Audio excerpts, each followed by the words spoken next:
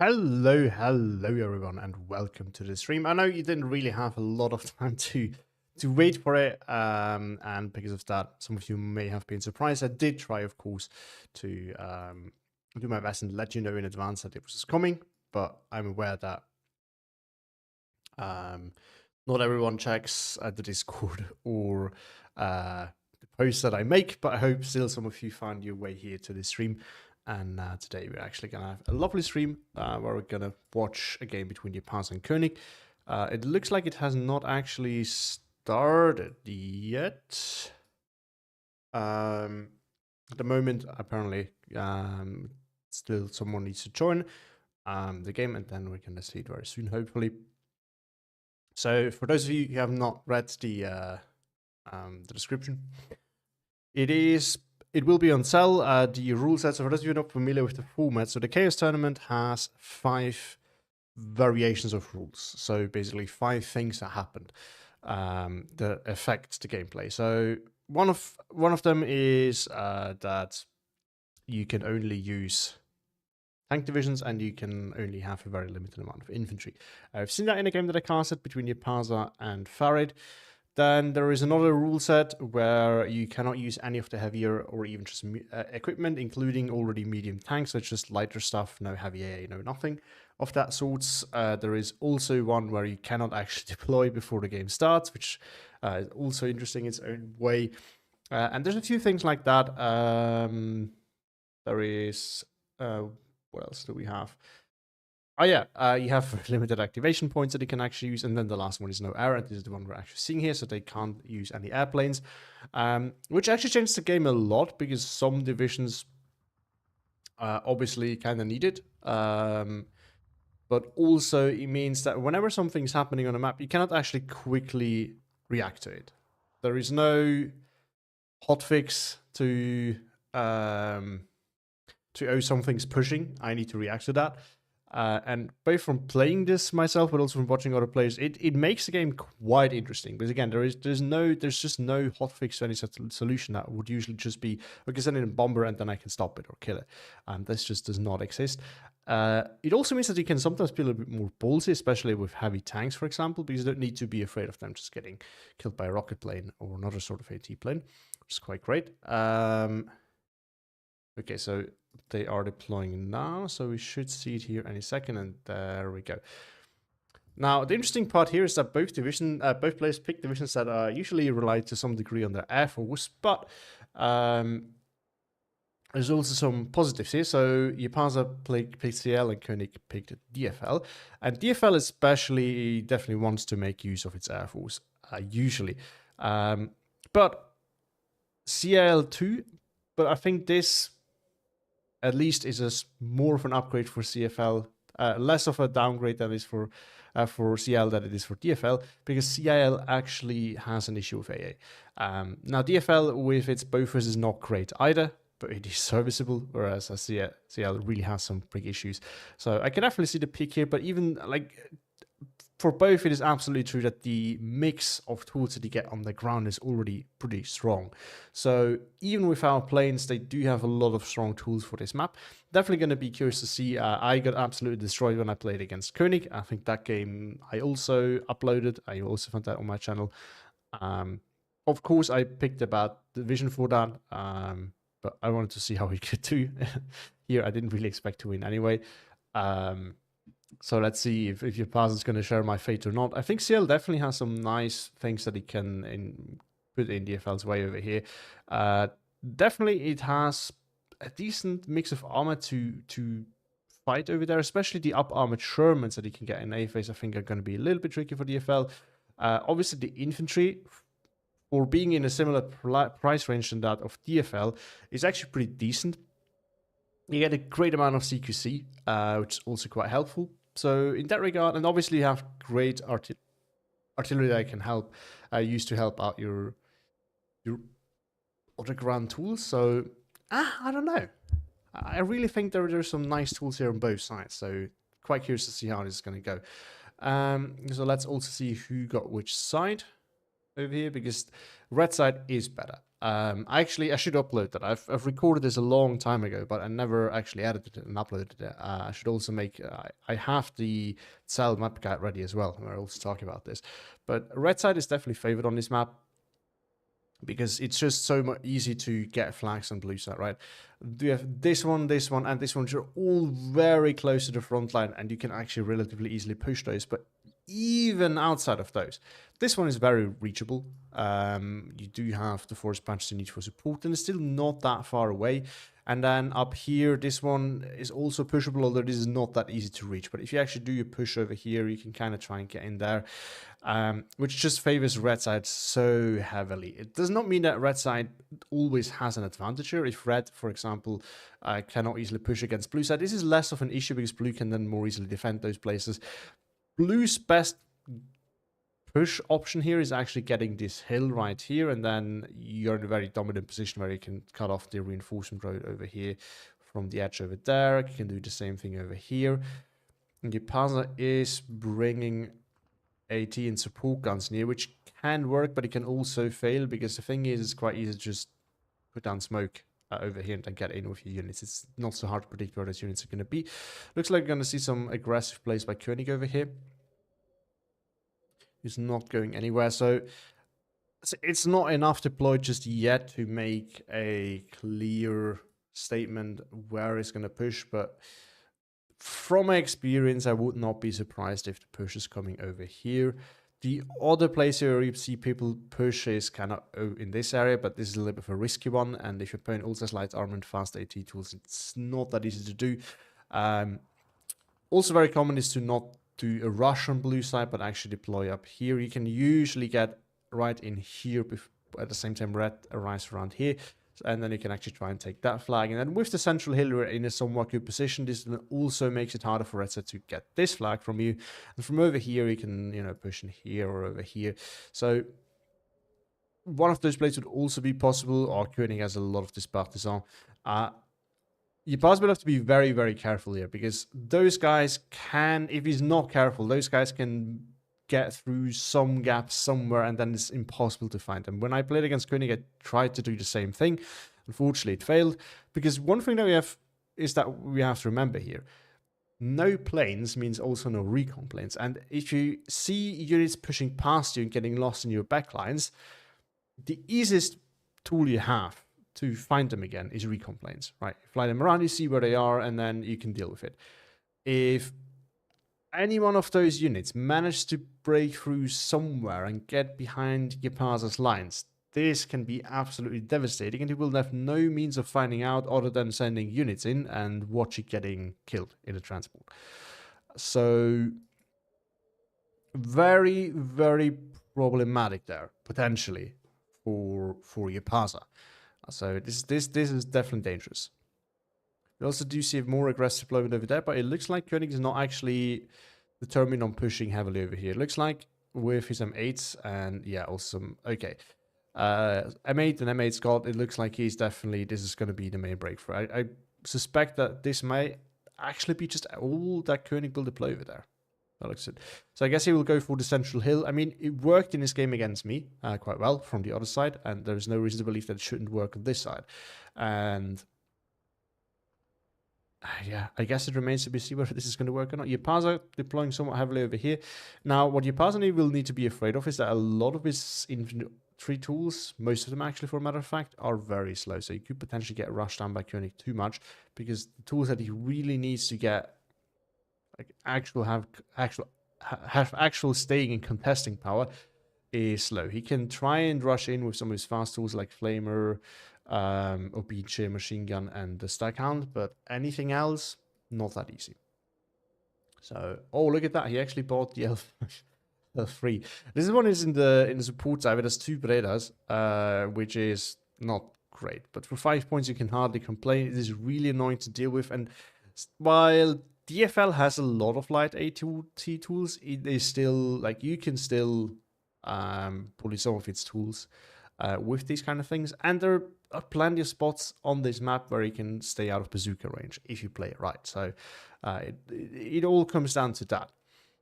And at the same time, there's not there is a good amount, but it's still not an insane amount of light armor that can bully your light armor like this. So maybe that's actually working. Oh, and he brings the other one too in the AT tab. I love to see that. Not a great tool in terms of penetration. Also very short range, but you get radio. It is a recon unit. It still gets high optics, and against like an M8 scope, for example, it will struggle heavily to pen it, but it can overpen up close, and this thing can't really kill it. But you know, let's look at this guy. You can actually pen an M8 with this thing. As bad as it is, it's still not great. And half tracks you can take care of. So just to support your infantry a bit against light armor that cannot actually fight this, it is good enough. Again, far from ideal, but it is better than nothing. It helps.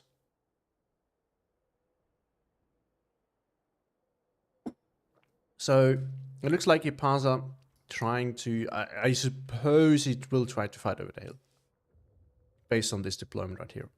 I don't think it's enough. He has some fast tools that could maybe hint towards a push in here, but I think it's unlikely. Over here we also see heavy deployments. I think Jaapaasa is going for the classics here, trying to, like, yeah, contest the center here. You can easily get that flag and then hold the hill, which is, again, this is the most classical deployment in red side can do. It's also the safest one. Unless your opponent can really rush you down over here, but there is some fast tools in there that can prevent that. There's not enough speed tool or speed advantage for Koenig that he can take care of that, take advantage of this. I think because of that, that should be fine. And Koenig is going for an all-in mid push, which from the bad side, you kind of have to do an all-in push, in my opinion. You can do it up here, or you can do it in the center, but there's or down here, but you kind of have to do one. It's not really an option not to do it. And obviously, again, he has the speed for it, which Jaapaasa does not. So I'm not really surprised about the more defense deployment. Both have Maverick income, so we're not really going to see any significant advantage in that regard. Yeah, over here, defense deployment, probably. I would be surprised if those Partisans would actually try to rush in. I think he's going to send them in over here or over here, so that if Jaapaasa tries to rush in, that unit dies to do the Panzerfaust.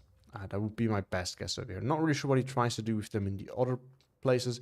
I would definitely expect him to try and rush one through Jaapaasa's lines somewhere, because again, it's so hard to, like, if any unit gets into your backline, it's already bad. But with this rule set, so for a reminder for the new joiners, this is the Chaos Tournament where you get some little extra special rules for each game, and in this one, because of that, you can't just use a recon plane to find whatever is lurking around in your backlines, which makes it even more devastating. This is the easiest way you can find that out, which is gone now.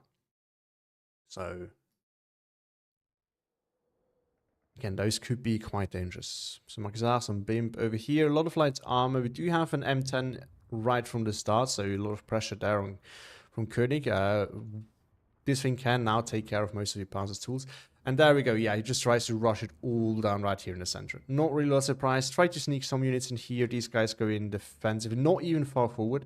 Over here, defense deployment as well. And this, yeah, this is the Partisan. Tries to get in here. And if that works, he'll probably try to, like, I don't know, maybe get somewhere in here. Or you can then cut off some units over here, or maybe try to sneak through even further. Jaapaasa does go strong for the hill.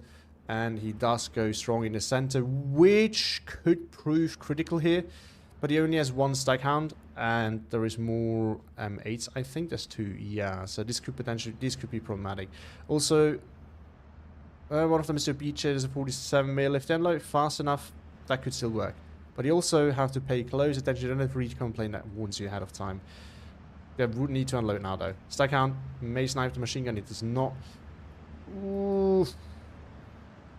That could go really bad here. Or Jaapaasa, or for Koenig, both are definitely possible. Flame run loads in time, but someone managed still to get up there. This one is getting in. I don't think Jaapaasa's noticed. Commandos are coming in. They could unload here and then kill that M8 with the Piat. And it did. It's a great kill there. Oh, but everything here is pinned thanks to the 50 cals. This guy getting in. These guys need to be very careful. They can't actually go too far here in the center because the Steward will easily just kill them. M3 gun can do that too.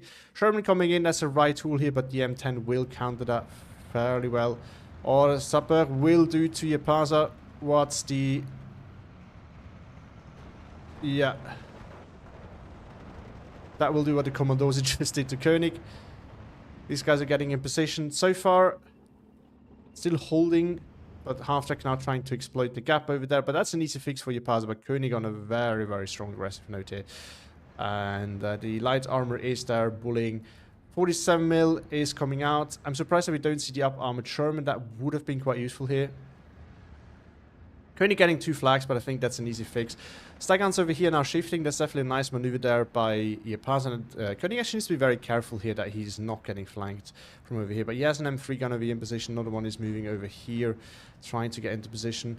Half-Track gets killed. That's going to be 2 flags back to Jaapaasa. And again, this is what I talked about when I talked about the pushing potential. And there we go. Partisan tries to get... See, this is exactly what I was talking about. This was absolutely going to happen. 65 mil moving forward. That can easily kill off that Steward. Let's see the heat shell. 7 damage is not enough to one-shot it, unfortunately. The L5 can go, yeah, but it struggles to pen at this distance. Just the main issue here. But this has not been noticed, but if Jaapaasa is lucky, this guy may see it, or maybe the Commandos may see it. Because this could do so much damage. If this is sitting, like here, he can't really do much. Actually, maybe, potentially. But if he gets in here, I think it's in a strong position there. Let's see if Jaapaasa sees it. Not yet. His units should be able to, but he can't see. 13-11. But Jaapaasa trying to grind down Koenig here, which could work. Or 47 mil bounce, very unfortunately, might go down here. No, it takes the M8 with it, which is huge. But the Partisan get in position. Yeah, and then this is the position where he can actually kill things with the Panzerfaust. How many shots? 6. That is really bad. That is really bad. No infiltration happening over here. Jaapaasa actually was prepared for that and put an L3 over there because this is something that Koenig likes to do. Sneak around here. And it's something that you very often miss. But it was actually the ballsy move just right through the sensor that was paying off the most, funny enough. Oh, Stagguns need to be very careful here. The M3 gun can easily wipe them out. Over here, Jaapaasa tried to push towards the edge of the forest. But it's getting forced off by light armor that has now shifted over there. But Koenig at the moment does not have the pressure for that. Not a stack help over here, but against the Steward it's not really all that useful. Another one is moving as well, but once again, I think it's not actually that useful. I think it actually got stuck on the Legionnaire over there. Yeah, it does. Jaapaasa, no, it did not notice. Oh, the M3 gun is actually moving too. Probably wants to take care of those two. Man, not sure if he's aware of that one. Probably not, but at least this one, so he moves the M3 gun in position. Balthazar is now in position.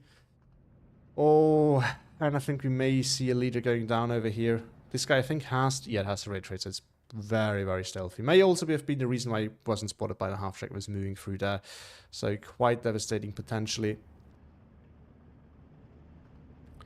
Mate Scott moving forward. There's nothing here that could do anything about that. Second here actually falling back. I mean, Koenig will see the front line moving over here because this thing does affect it. So he did fall back. Aditya now moving in. Legionnaire Perpienne will hurt. It's a double flamer. So here, you know, maybe you know, I've heard about this thing that the TNT actually gets thrown after. Sometimes it doesn't work against double flamers because it just pin and damage too fast. Let's see if Jaapaasa notices it. Leader goes down. More reinforcements have been called in. Orders have not been adjusted yet. Partisan still in position. He has noticed, which is huge. Unloads both, which is a mistake because both of them are going to be very delayed. He's not slowing down for this one. You can actually just slow one of those down. But it actually spotted it too. They will kill super fast because it's Brents. So... But the damage has been done. Not only did the leader die, which is huge, but also did both these get slowed down, and that's quite important because Jaapaasa lost a lot of momentum there, and these units may be coming in at a critical time. Fumarin got spotted by the Staghound, but that's not that huge at the end of the day. Another Staghound here in position, but nothing to be damaged right there. And we do see a slow build up over here for another push here in the center. But it's back to 12-12. Bartizan still alive. Jaapaasa going for the chase, but he may miss it, which could be problematic. Maro coming in here to fight over there. Aditi was, I think, killed off, unless it's that one that was forced off. Aditi fighting, leader fighting, but half-track pushing that back. It's chunky, so it shouldn't die that easily, but Jaapaasa will still have to be a little bit careful right there. And we do have the first Obicha 75mm coming in. So a nice little bit of artillery support, which you have not seen from Koenig just yet. But actually, now that we speak of it, radio mortars coming in, which is also going to be a huge tool right there. Looks like the 37mm actually got spotted out by probably that DJ and killed off. This is the good thing about that. Oh, did he panic? Ooh, no. He missed. And the Staghound, alive though. That could have hurt a lot. Oh, we have a Sherman in here. Sherman and Staghound combination is actually dangerous. So the M10s and the M10 can't really push because the Staghound could potentially pen that at this distance. But both decided that since the front lines are kind of set now, region moves would be useful. Oh, Bartizan trying to sneak through here as well. Yeah, Jaapaasa definitely needs to find a way to close all the gaps, but it looks like this front line here actually told him that he could potentially get something out of moving in over here, which is why the Maro is actually going to be sent over there. But the Bartizan, it could be a problem. Jaapaasa definitely needs to close all his gaps and not get infiltrated again. This Bartizan is still in position to do it. Jaapaasa, oh, okay. He's paid attention. He's noticed that he did not kill the Bartizan, so he's moving this Fucilieri Bren in position. But Koenig is having a different idea. He's shifting the Bartizan around and sending it on a little mission. And he may not get spotted here by the Fucilieri Bren. So, oof. Nice move there by Koenig. Quite dirty, as I always point out, but it is a play. It is a play. And again, it is especially devastating here, which I think Jaapaasa has not considered and respected too much. There we go, Bartizan got a kill. No, that's just 2 stands. So this thing, if it spots it, will probably finish it off in 1 hit. Probably. Arditi come in here as well, so yeah, Jaapaasa is definitely determined on... maybe he's even noticed it, so he's trying to bring infantry here to stop it. Yeah, this one could still be an issue. Commandos here doing the fight, but there's too much over here. Koenig's actually slowly advancing here, bringing him to 13-11. Jobice is there, but not doing anything just yet. But I think we've not seen the 81mm shoot either. No, we do not. Both of these can be absolute game changers here. Sherman's now just doing some bullying. There's no light AT here, and there's none coming. Now there's another... Never mind, now it's coming. There's also another M10 coming in. 2 M10s could definitely win this fight fairly easily. Aditi here gets spotted out by the machine gun. Doing a good job at holding this back. We have Aditi pushing forward. We also have 47mm pushing forward, which also could kill that M10. So Koenig has to be very, very careful over here. But over here, Koenig's push is going very well, and Makazar and Legionnaire are pushing forward. And the fresh push is prepared on top. So Koenig is just completely in control when it comes to dictating the pace of the game. Jaapaasa is making advances, is making progress here, but this is still a game that is largely dictated by Koenig, who is dictating the pace. And that is always a problem for you when your opponent can do that. Because when you're always reacting and never acting yourself, you're always a bit struggling. Jaapaasa moving the Fucilieri Ben, but again, the Bartizan is not a mission there. Ah, this is so dirty. I hate to see these plays. I'm judging this. I say what you will about it. I will always be judging that. But what can you say? Again, it is a weakness that you have in this on this particular map, but in general, in this mode of no airplanes, and Koenig is using it well. Jaapaasa having a lot of armored forces here, but it's getting a little bit too close. The BIMP could easily move forward and kill the Sherm, but also it just lacks the pushing power here, and without artillery is not going to get back in there. Again, there's no... I quickly buy an airplane to get in there when you don't have planes, which is an absolute game changer. M10 now slowly moving up. Still a lot of armor and AT capability here by Jaapaasa, but he's lost a lot of his infantry. His problem is he's letting the Arditi to a lot of the fighting, and while they're decent, they're also too expensive for that, for what they bring to the fight. The thing that makes them good is that they are dual purpose with, or hybrid, so to say. So you get a TNT and you can fire that range, but it's not super powerful at either of those things, obviously. No planes rule set with 2 planes, heavy tanks. Yeah, I know. But I mean, both of them have good infantry, which is important on that map. They do have artillery to support it, so it's not that... Oh, the 81mm was immediately counter-batteried by Jaapaasa. One of her howitzer now coming out. That could be a problem for Koenig, for Jaapaasa. It's best to free curve. We have the Guasatori Para coming in. I always choose to see whether they do something or not, because the problem with those guys is they are so expensive. 30 points for this loadout is very expensive, in my opinion. It is super chunky, so I get why it has to be somewhat expensive, but it's still not that great. Partisan is getting back into position, and this can do so much damage. ADT Archers Legionnaires, if they were good. I don't know. I mean, I would prefer this at 25 points, honestly. Because 2 Brens, but you don't get a Piat, it's fine. But maybe 30 points is justified. But yeah, I mean, I always keep saying this. I think this unit is too expensive. But it's chunky, so whatever. I don't know. At 25 points would be insane. Maybe. I don't know. Looks like the M10 has shifted over here. There's a lot of units over here, but no real pushing attempts. And so far, Jaapaasa is on the back foot. I think Jaapaasa's best bet is to build up a good defensive line everywhere and kind of go defensive. Whereas, oh no, this is what he really needs. Is the artillery, and it's going to lose it to Partisan. Oh, it's on the move. It still gets a kill. Because this thing does not have move and shoot. Let's see if Jaapaasa noticed. Yeah, he noticed. That is so...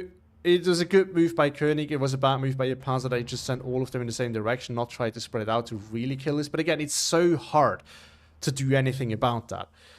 When you don't have a recon plane that can spot these things moving out. And now, this is the big... No, he's doing the same thing again. See, this is what you don't want to do. When you have this, you need to spread out. It's not that expensive. I think it's like 60 points. It is 60 points. But yeah, he needs to spread them out. They don't need to all go the same path. They will easily 1v1 the paths up. But now, look at this. This is 90 points. This is 90 points that Jaapaasa had to use just to get rid of this. And these 90 points that will be useful eventually, but it's going to take them ages to get to the front line. But Jaapaasa actually getting the 1311 over here with... Oh, he actually got this with the RDT. But now there's Shocks and Legionnaires, so he's going to lose that very, very soon. But he got this back as well. He got back in here to Guasatori Para. Indeed, Curb. Yes, absolutely agree. It's a panic overkill. And it's a bad one too. Like, I get... Maybe buying 2 units, I would understand that, but then you actually have to cover 2 directions with it. You can't just take the whole blob and go move one direction. It's not the way to go. Your BJ is trying to soften this up, so your Jaapaasa just slowly tries to do a little, like, kind of island hopping, but with forests. And it may actually work quite well here. But Koenig's on the 3rd one already. Got this flag back, and he got this one up here now. Sherman is in position, though. And none of these units can actually do anything about that at this distance. Morocco move forward just slightly. A shock will probably force the DT back, but will... I think the DT will throw it in. Oh, Jaapaasa on the ground attack. No, shocks. So disgusting. They pin so fast. TNT still gets thrown, though. DT falling back. They can't be surrounded anyway because they're fanatical. Now the Morocco can come in and clean up. Nice play there. Oh, there's an M10 there, so it's not good for the Sherman. There's a 57, so 6 pounder essentially moving in as well. So if Jaapaasa can fall back to Sherman, he can let this guy do the work, which should easily kill off that M10. We have 2 long toms now coming in, and I'm pretty sure, knowing Koenig, that the artillery will be there very soon as well. But what Jaapaasa can do is can spread those out a little bit and then just keep moving them, and then potentially he has a chance of actually keeping those guys busy for long enough. Oh, it's targeting the Sherman, and there's radio on it too, so that Sherman will probably not survive very long. Over here we do see a DT coming in as well to push back. It looks like the no, the M10 has shifted away. Maybe this guy was spotted. I don't know. Over here, there was the force build-up that we talked about, but the window of opportunity is gone. Actually, we do see a counter push over here. So recon suitor, it spots the Bersaglieri over here. There's no. There's a 47mm moving into position, which is definitely a good move. And Sherman 1 now coming in, which I thought he could only take an Avis, but maybe he can take it in B phase, and maybe Jaapaasa did do that. Because I was surprised not to see it in A phase. Now DT will lose the Legionnaire just by being very, very weak in terms of health. There we go. Because with the cover difference, it would have easily won that fight otherwise. Back to 12-12, but Jaapaasa's lost a lot of points, but there's still, the game is still long, so there's still a lot that can be done on Jaapaasa's side. But Koenig's aggression here was definitely well used and did bring him a long-lasting hit. If you look on the map, I don't think it's looking very good for Jaapaasa. I think he has been out-traded, and he has, again, he's wasted a lot of time with some tools that, you know, not all of those moves were bad. Some of them were necessary. Like, he needed to have some of these units there. Oh, he actually lost 2. He lost something else as well. Which side is good on this map? Red side. Red side is usually the good one. Because you have so many flags you can more easily pressure. There is some things that blue side can do that are quite nasty, but it really depends on you being able to get in fast enough. Which with DFL is possible, but this is not why Koenig is in a good position. He just is open a better. Oh, all of your beats are on counter battery. Now they're quite inaccurate, but setting all of them to counter battery can actually work well. Oh, he uses no, Jaapaasa. He's using the ones that don't have radio. Those are horrible. You really only want to use that one. That one is great. This guy, not so good. Or maybe if Jaapaasa was lucky, he lost one of those to Koenig. If he's unlucky, he lost one of the good ones, and those are really important. Oh, Koenig is packing them up. That could actually backfire here significantly. I would just move your units out. Your beats are unlikely to kill it, but if they're in a transport, they can get the kill. So I would not load them up. Okay, fortunately for Koenig, it was just unloaded. That could go horribly wrong. Because what they will do, their aim is all over the place. So your unit will actually be more vulnerable if you are unloading transport, because you could just die by getting sniped. Whereas getting counter battered, it will mostly get pinned. You just hit the fallback button and gonna be it. But oh, actually, wow, they're doing the damage. Hello, the noob. Hope not too late to watch the show. No, you're absolutely not. But the game has slowed down significantly. Jaapaasa actually on the 13th round, once again, he did retake the center hill over there, retake the flag over here, but he's getting pushed back over here. But he has a DT in position, and Brother Salter coming in as well. Not looking too bad, honestly. It's definitely a grindy game, but that was to be expected when you don't have airplanes that can punish quick pushes. What does using ground attack in secrecy do? There's two things. It depends on the kind of unit. Oh, there we go. Artillery leader coming in, so radio is provided. There's two things.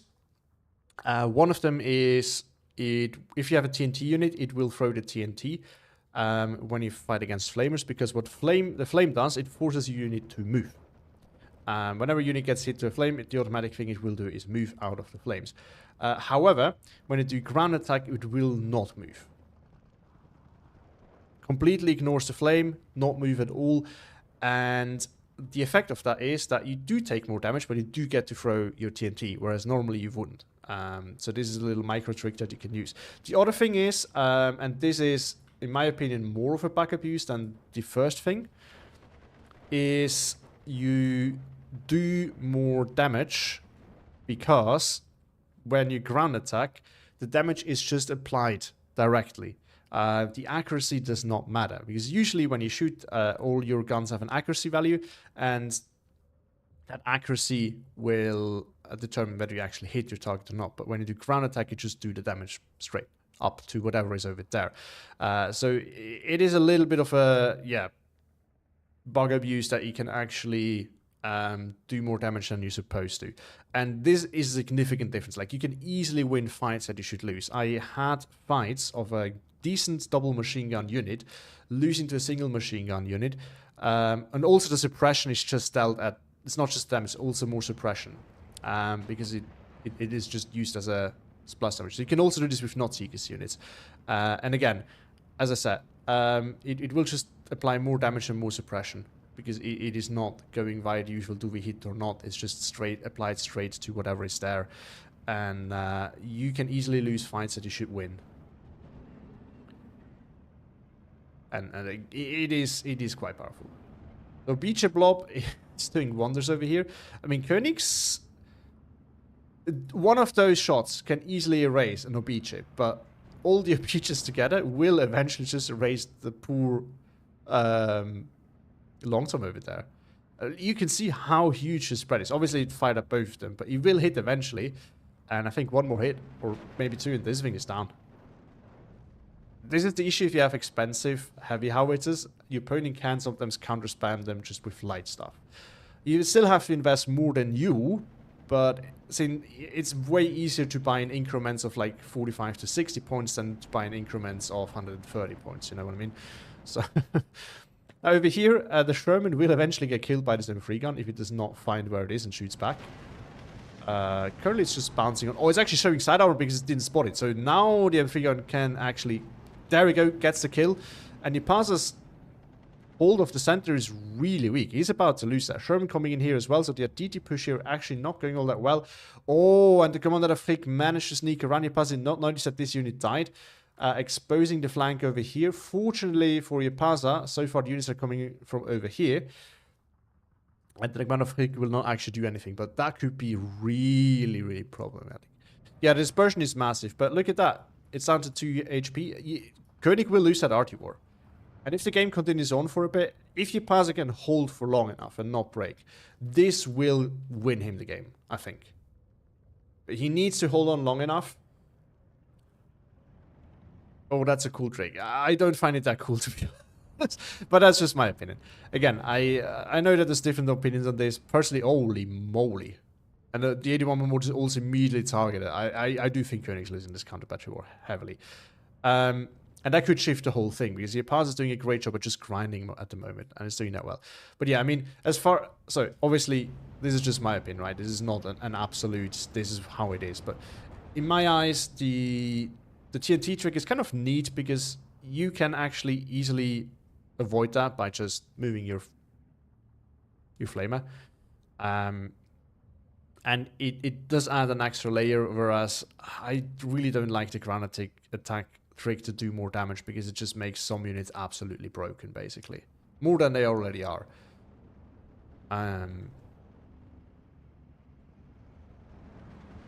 But it works with a lot of things. Oh, but Jaapaasa lost the flag, and now lost this one too, so third line for Koenig once again. Pater Salto fighting against Fumara. That's nice against Legionnaire. It's not so nice because these guys, obviously, they have shock, so they shouldn't die that fast, and then they just throw the TNT, and it's going to be the end of that.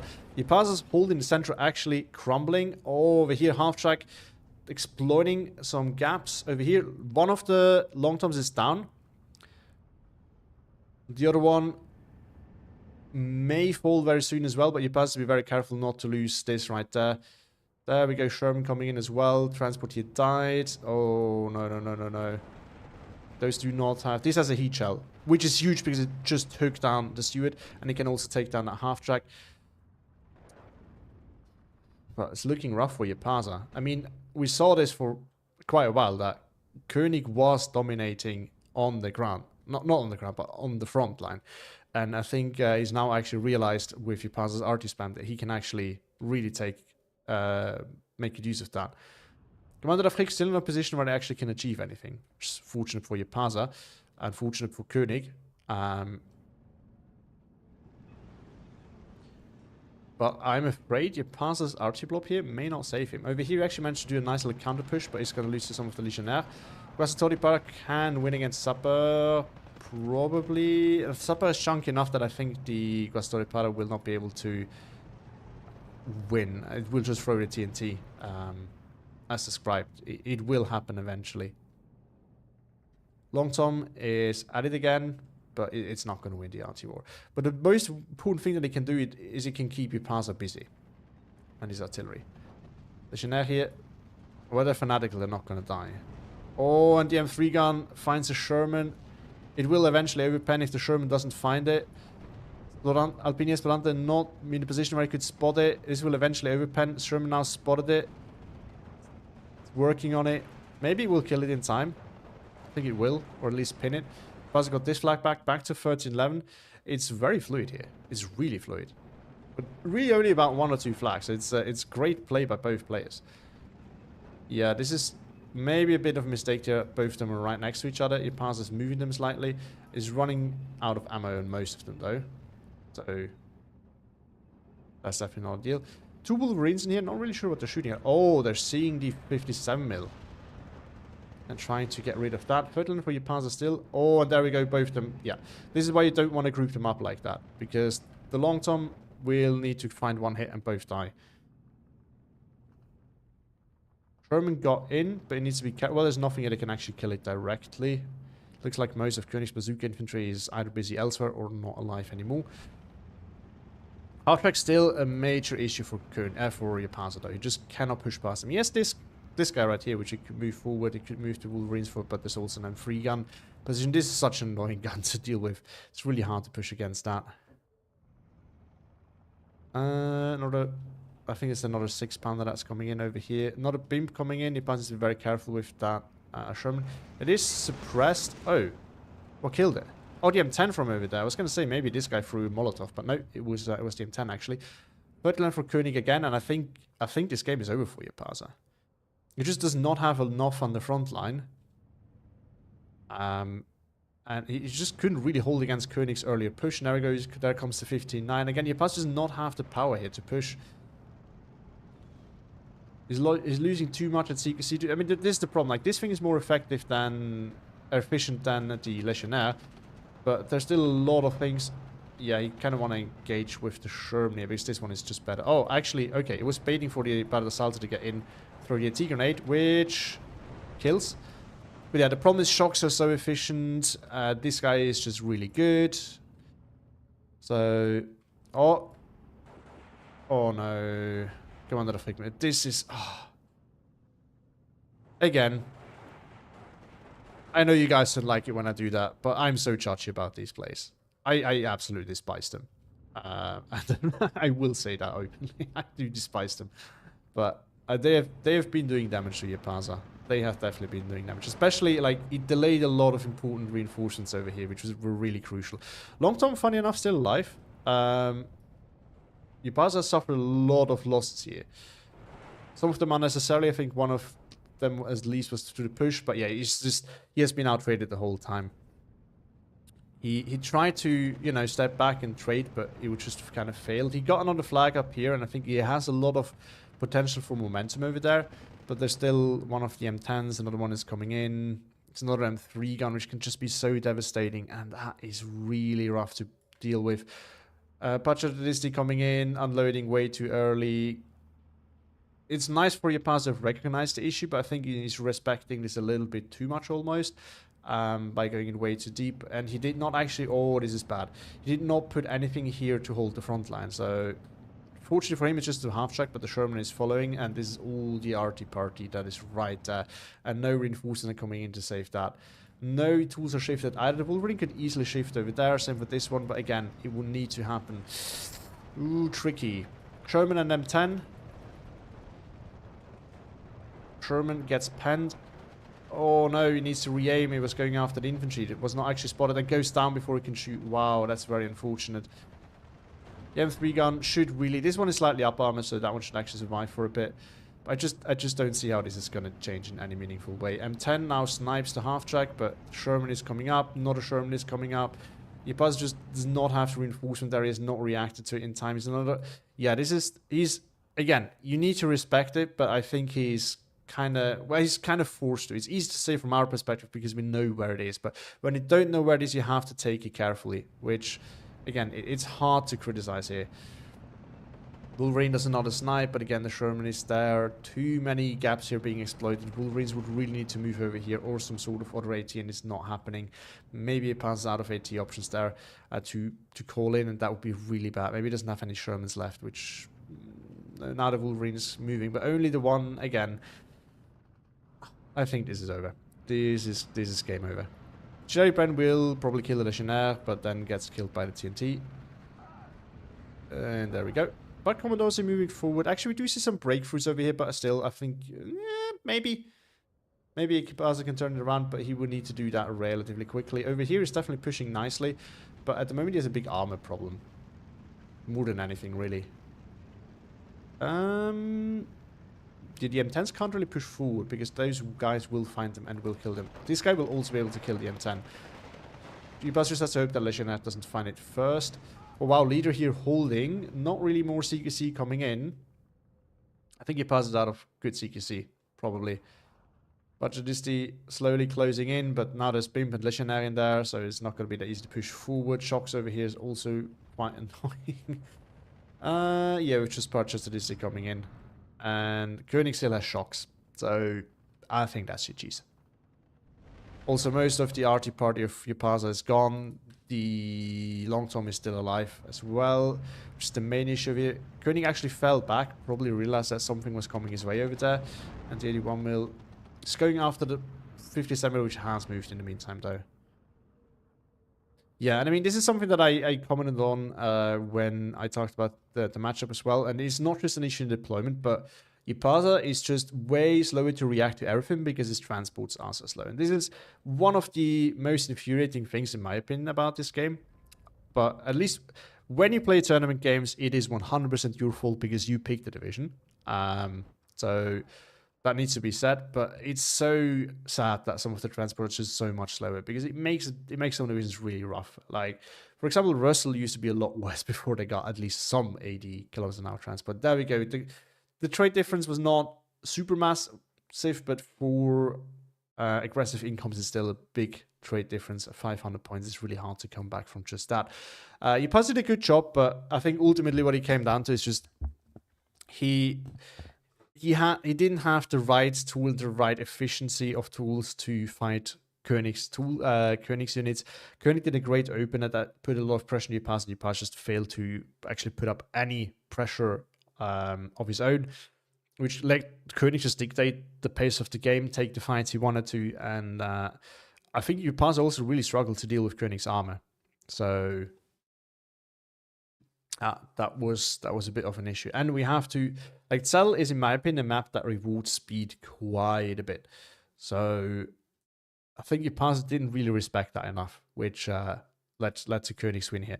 Now, the only reason why I'm a bit disappointed about Koenig's win is those AT planes in the backlines, but this is just me.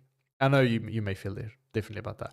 And we could see that Jaapaasa, there was a moment, there was truthfully a moment where Jaapaasa could have actually, I think, destroyed Koenig's entire push, but Koenig made the right selection of units that could immediately, for example, kill the Commandosi that had the bazooka ready, the Piat. That worked really well, but we could see that here initially there were some good kills, but Koenig just managed to apply enough pressure.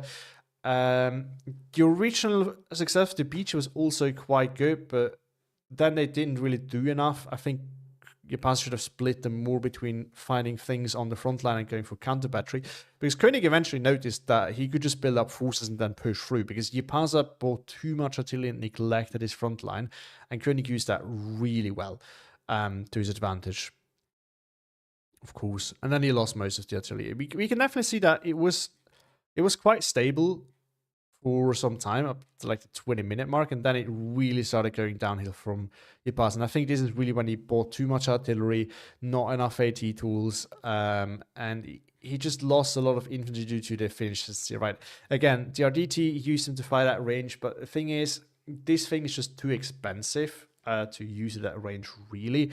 It's great if it is supported, but very often it just wasn't supported, and then it's just inefficient. You trade down.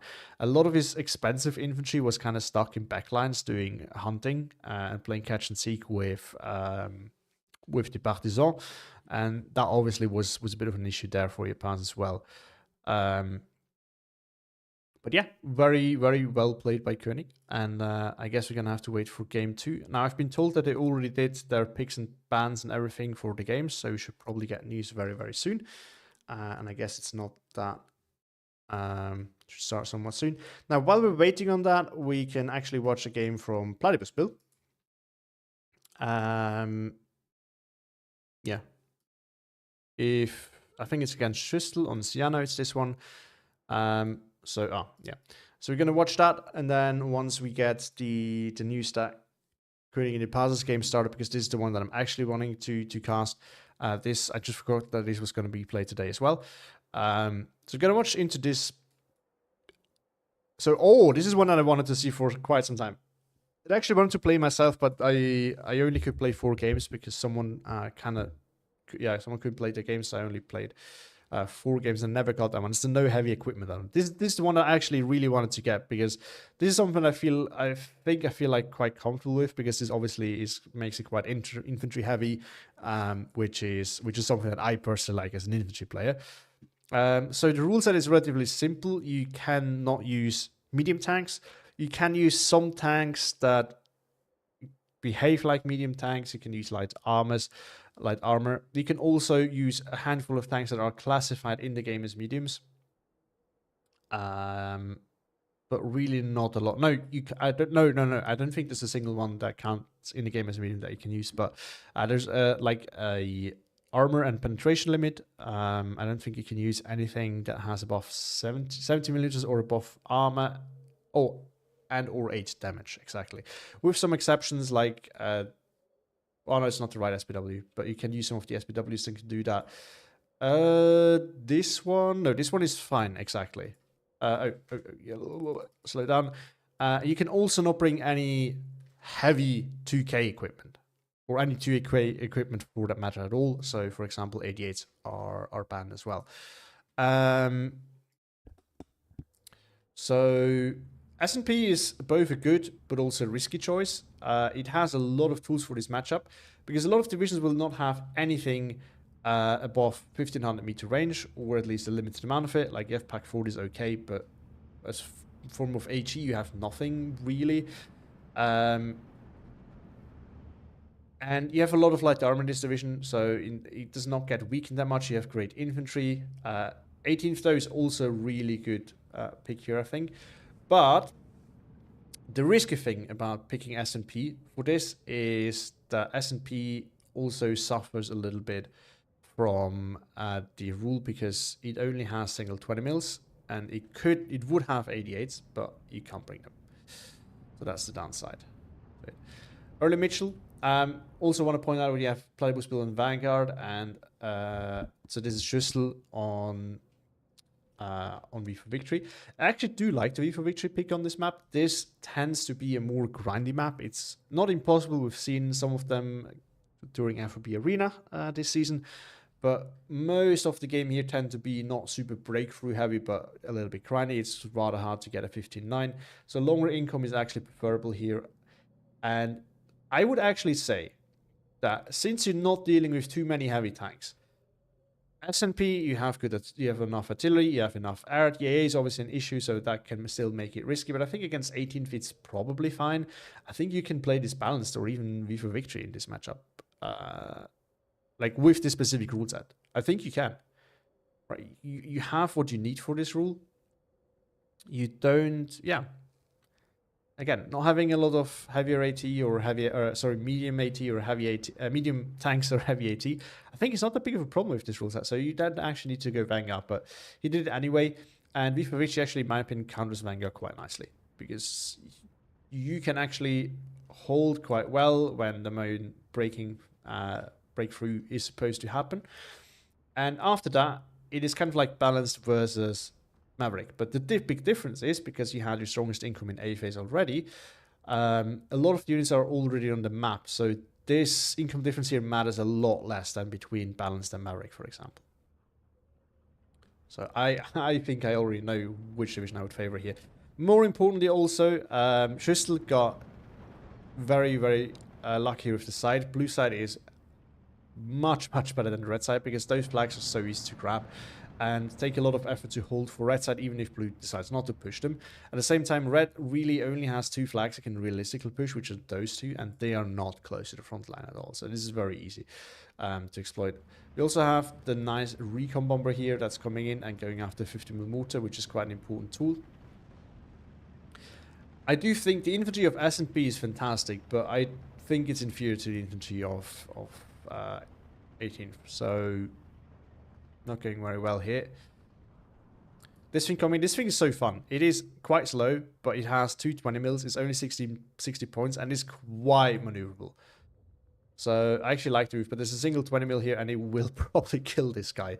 But it may still catch up in time. Oh, there's another 20 mil. Ooh, it might still kill it. I mean, it's worth it, honestly. This thing is, I think, 65 points. So there's already an uptrade by 5 points, and these guys are super annoying. So killing that is actually huge there for Platypus Bill. Let me just double check. Okay, game 2 is starting soon. Oh, we got the same rule set on Bober with first US and Koenig side versus first Lower Jaapaasa side. Oh, that's a banger coming up. I can already tell. And we have the first artillery piece coming in from Platypus Bill. So maybe quickly, let's see what you prefer. Do you want to finish this first and then go to the other one, or do you want to watch Koenig versus Jaapaasa from the start? Switch to Paul is coming up person. When ready. Yes. Nope. There we go. Versus an interesting choice. It having... No, it's fourth US, not first US. You mean first Lovash? No, it's first US. It's not first US. It's fourth US versus first Lovash. Oh, another one of the buckles going down to another one of those Messerschmitts. But again, it's so cheap. I actually love this. This is a nice idea.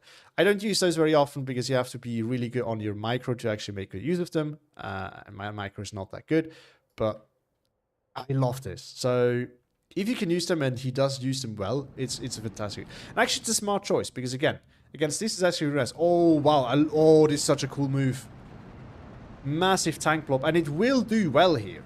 It has the leader as well, so it will continue to grab flags.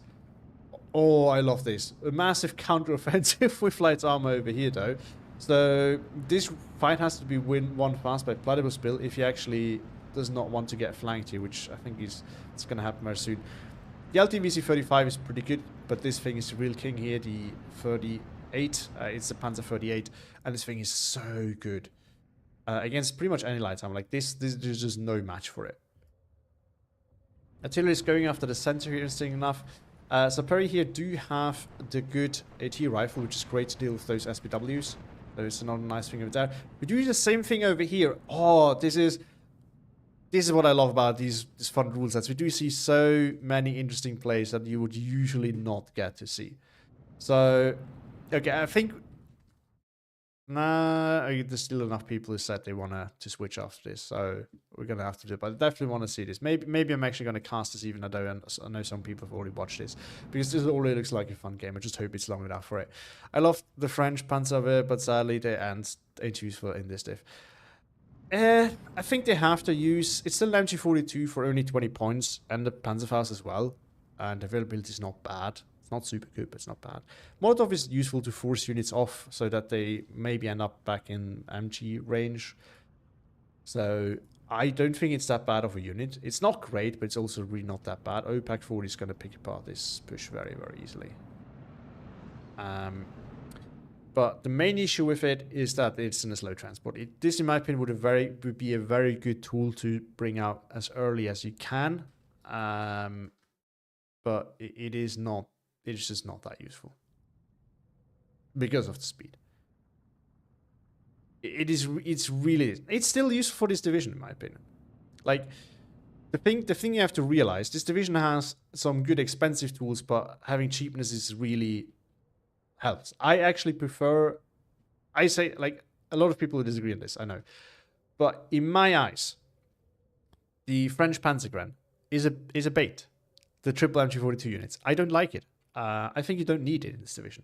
I think you get a lot better result if you don't take it, and if you also add some cheap tools in the mix. Now, I would do that with this if it was faster, in faster transport, because it would be really good for that.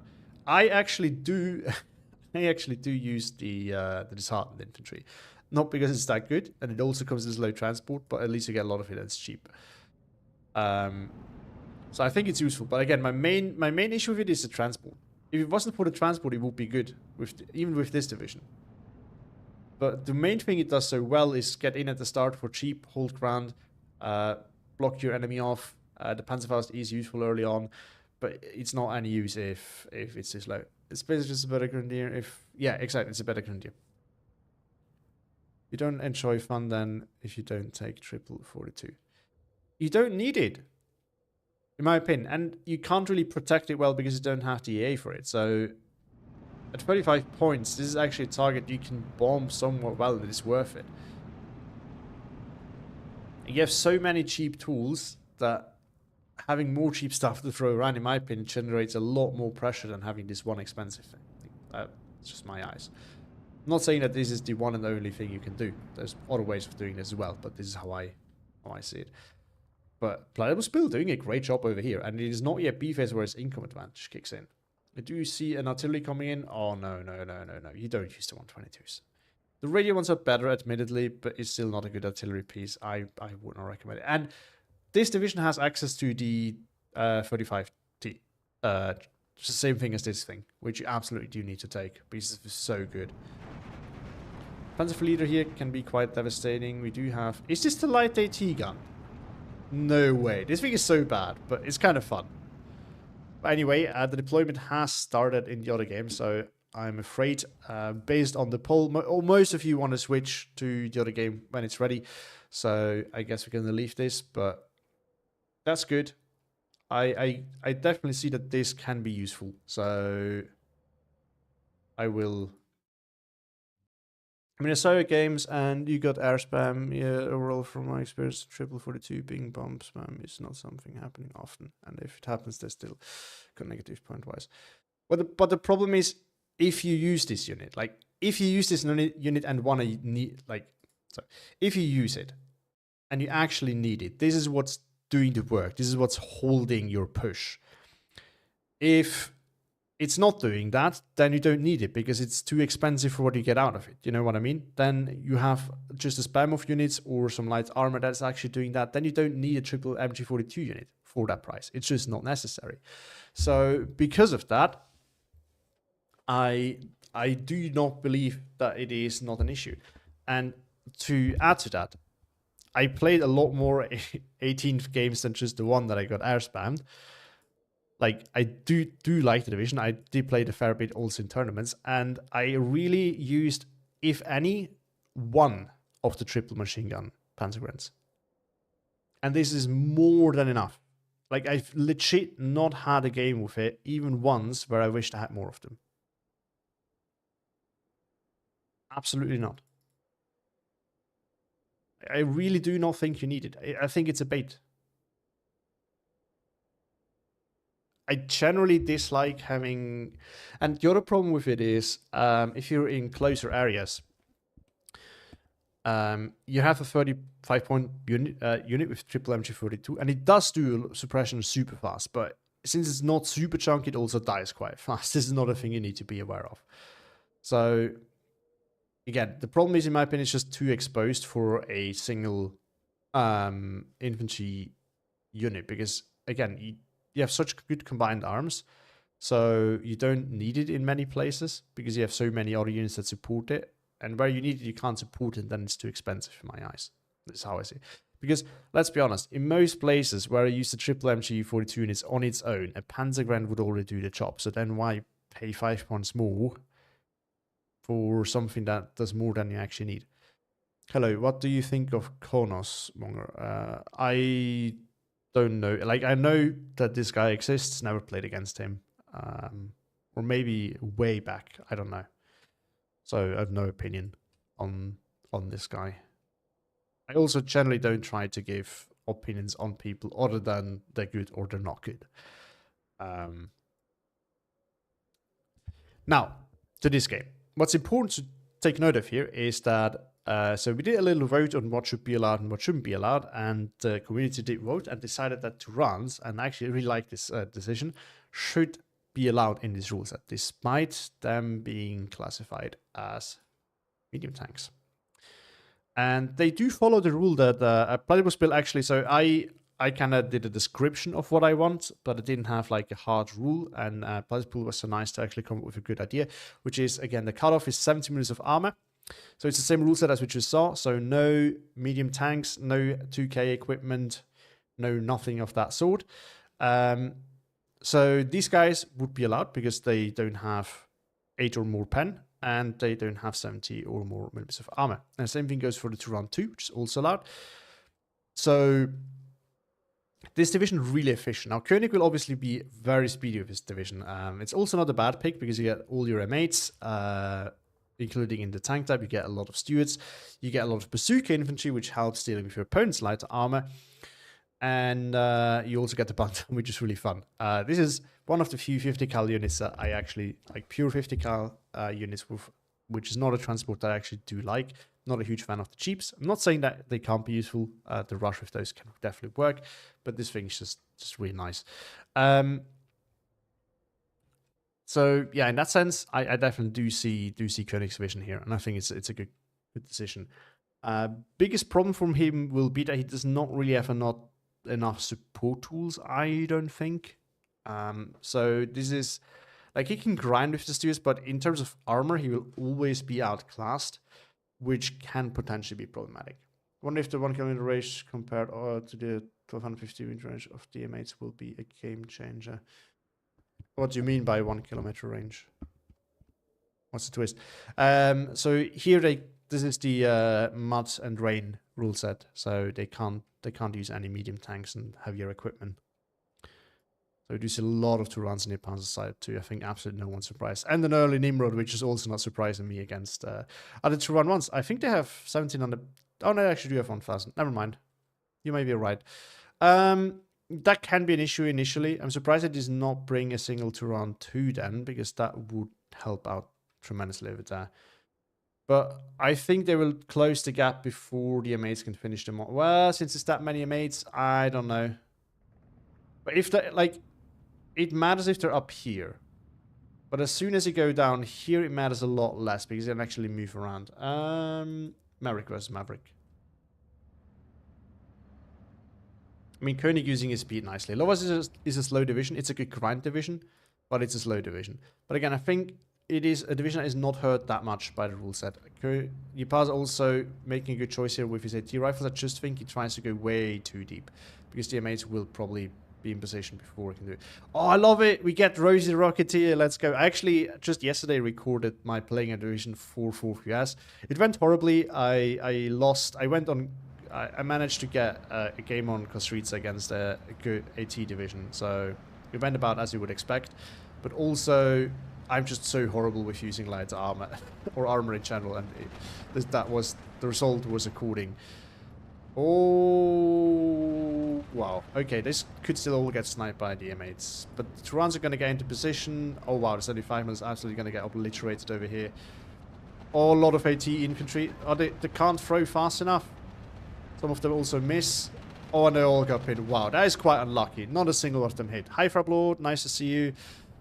No AT gun over here, though. So this blob could potentially actually clean up. They fire super fast, so they will potentially win against those guys.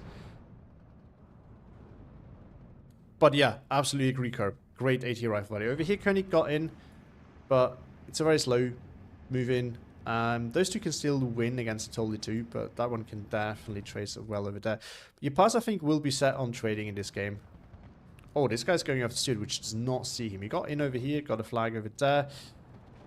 Koenig trying to press the attack here, but the Turan Tolly and Turan 1 combination can actually do some significant damage over here.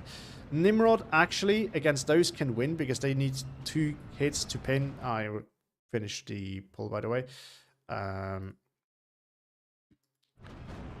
There we go. Slowly cleaning up. But the Nimrod here can actually win against the M8, funny enough. Usually it doesn't, but here he can. Because against medium tanks, he will get one shot. It does have 8 HP, but these guys only do 5 damage. And the Nimrod will obliterate armor. He can kill medium tanks, so against those which are less armored, I think it has a relatively easy chance of doing something. Fair line for Koenig still, but Jaapaasa is not doing too bad. Told is always open. Yes, Toldis and Turans are so good. Against light armor, they're absolute kings. So this is why I'm a bit baffled that Koenig didn't ban this, honestly. In this rule set, on a closer range map, you need to ban this division, in my opinion. And again, it does get good AA. It's also not affected at all, which is important. Like, some divisions are affected by this. Most divisions aren't. You still have good AA options. But some divisions are affected by the no 2K AT. This division is not. How does this rule set work again?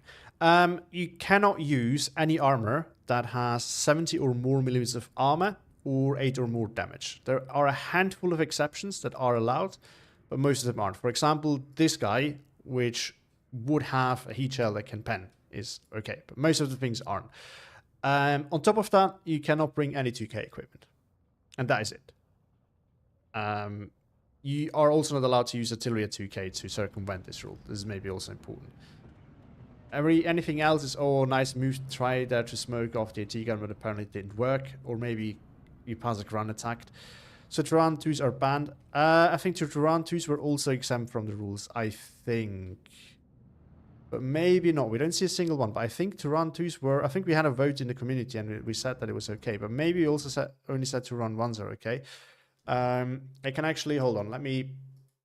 Doing a back casting job here, but I'm actually pulling up the... But what I can say is I think we can see that Koenig is getting outtraded here. But let me pull up the... AA coming in, by the way, to force off the JSS. I think this one may not get the M1 gun, which is important. Let me pull up the rule set real quick. And then I can double check. Have Tatra and 18th been picked at all? 18th has been picked. Tatra, I don't think so. Brony Rana, I don't think so. But they all would have, like, I would play them. Absolutely. Personally. We have seen S&P more than once. And performing very well, which is not surprising. At least in one game I know it's very well. There was one ongoing when we came to this game. All right, let me check the rules real quick. But Turan 2s, I think, are allowed as well, if I'm not mistaken. I think we had a vote and decided that it was fine, but I may be wrong. All right.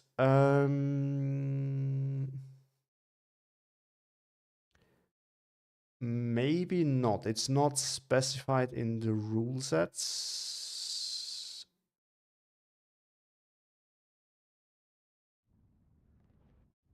I don't know. I don't know about Turan 2s. We haven't seen a single one, which makes me think that probably they're banned. But I'm not 100% sure. I'm still trying to double check. You can search. I did the vote in this chat.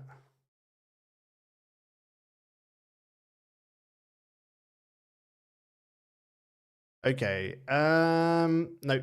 Turan 2s are not allowed. Only Turan 1s. Sure, we would have seen Turan 2s already if they were banned. Yeah, I think you're right.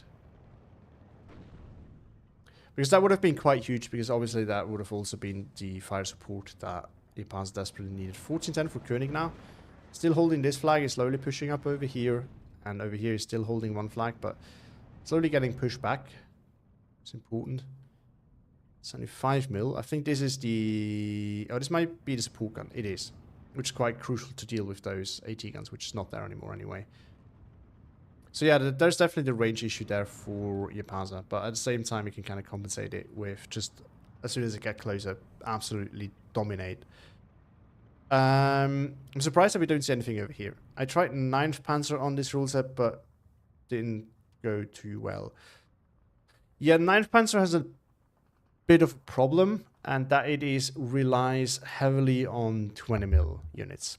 And 20 mil units are a nice addition, but they tend to not be that good, at least in my opinion. I think a lot of games that I've casted and watched do confirm this, that 20 mil recon,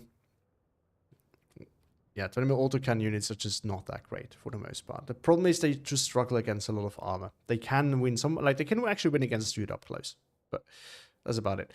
30 learn for Koenig still with the flag over here, but Jaapaasa slowly grinding his way in. There's no restriction on Alpina Montrosa would rock in this rule set. Yeah, I think it would not be too bad. Probably. Main issue is you can't use the 90 mil, but you still have a lower caliber heavy AA gun that is not 2K, so that one would be allowed to use. But 4th Alpina is probably banned, I would assume, in in a lot of games. At least I would ban it. Maybe not on this map, but on a lot of other maps. Second Panzer should be decent, work decent, right? Probably, but I think there you also have the issue that you really only have your power with your light armor in A phase. So I probably would not prefer this over something like Lovash, where you can have your runs in throughout multiple phases. I think Second Panzer just runs out very quickly, so you kind of have to decide whether this is worth it or not for you. But I can definitely see it can work. I think Alpina actually has quite a few of the tanks banned, unfortunately. I don't think so. But I may be wrong. I may be wrong. But yeah, it's, I don't know, there's a lot of things here that are important. Only the P26/40 would be banned with Alpina, everything else is fine. Yeah, absolutely. So it has quite some power still. I think Alpina would not be banned as rules that either as well. But again, you still have to use it on a map where it can actually do its work. Not all maps are well suited to do more light armor rush than anything else.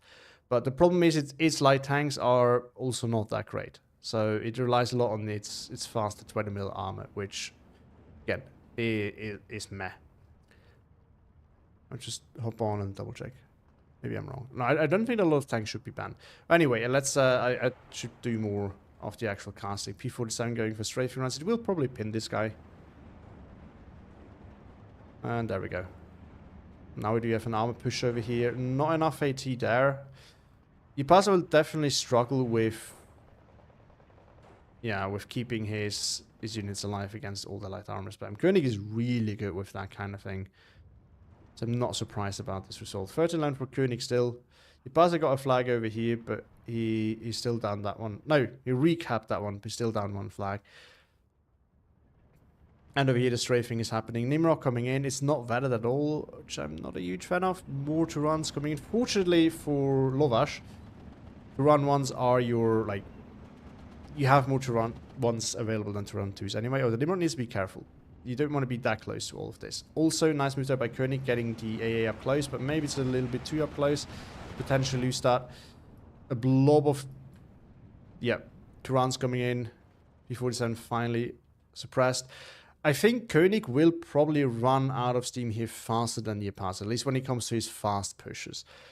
Then it comes to infantry grinding, but the problem is Koenig still has a ton of bazooka infantry, which is really annoying to deal with Lovash. At the same time, he still has a lot of half-tracks, which are annoying for Lovash's infantry. So still really not sure about that.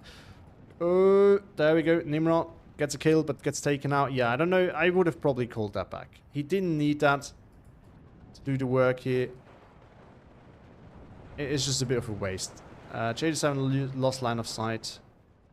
Not a J7 coming in. Going after the AT gun, which is, I think, the real prize right there. Over here, just slowly advancing.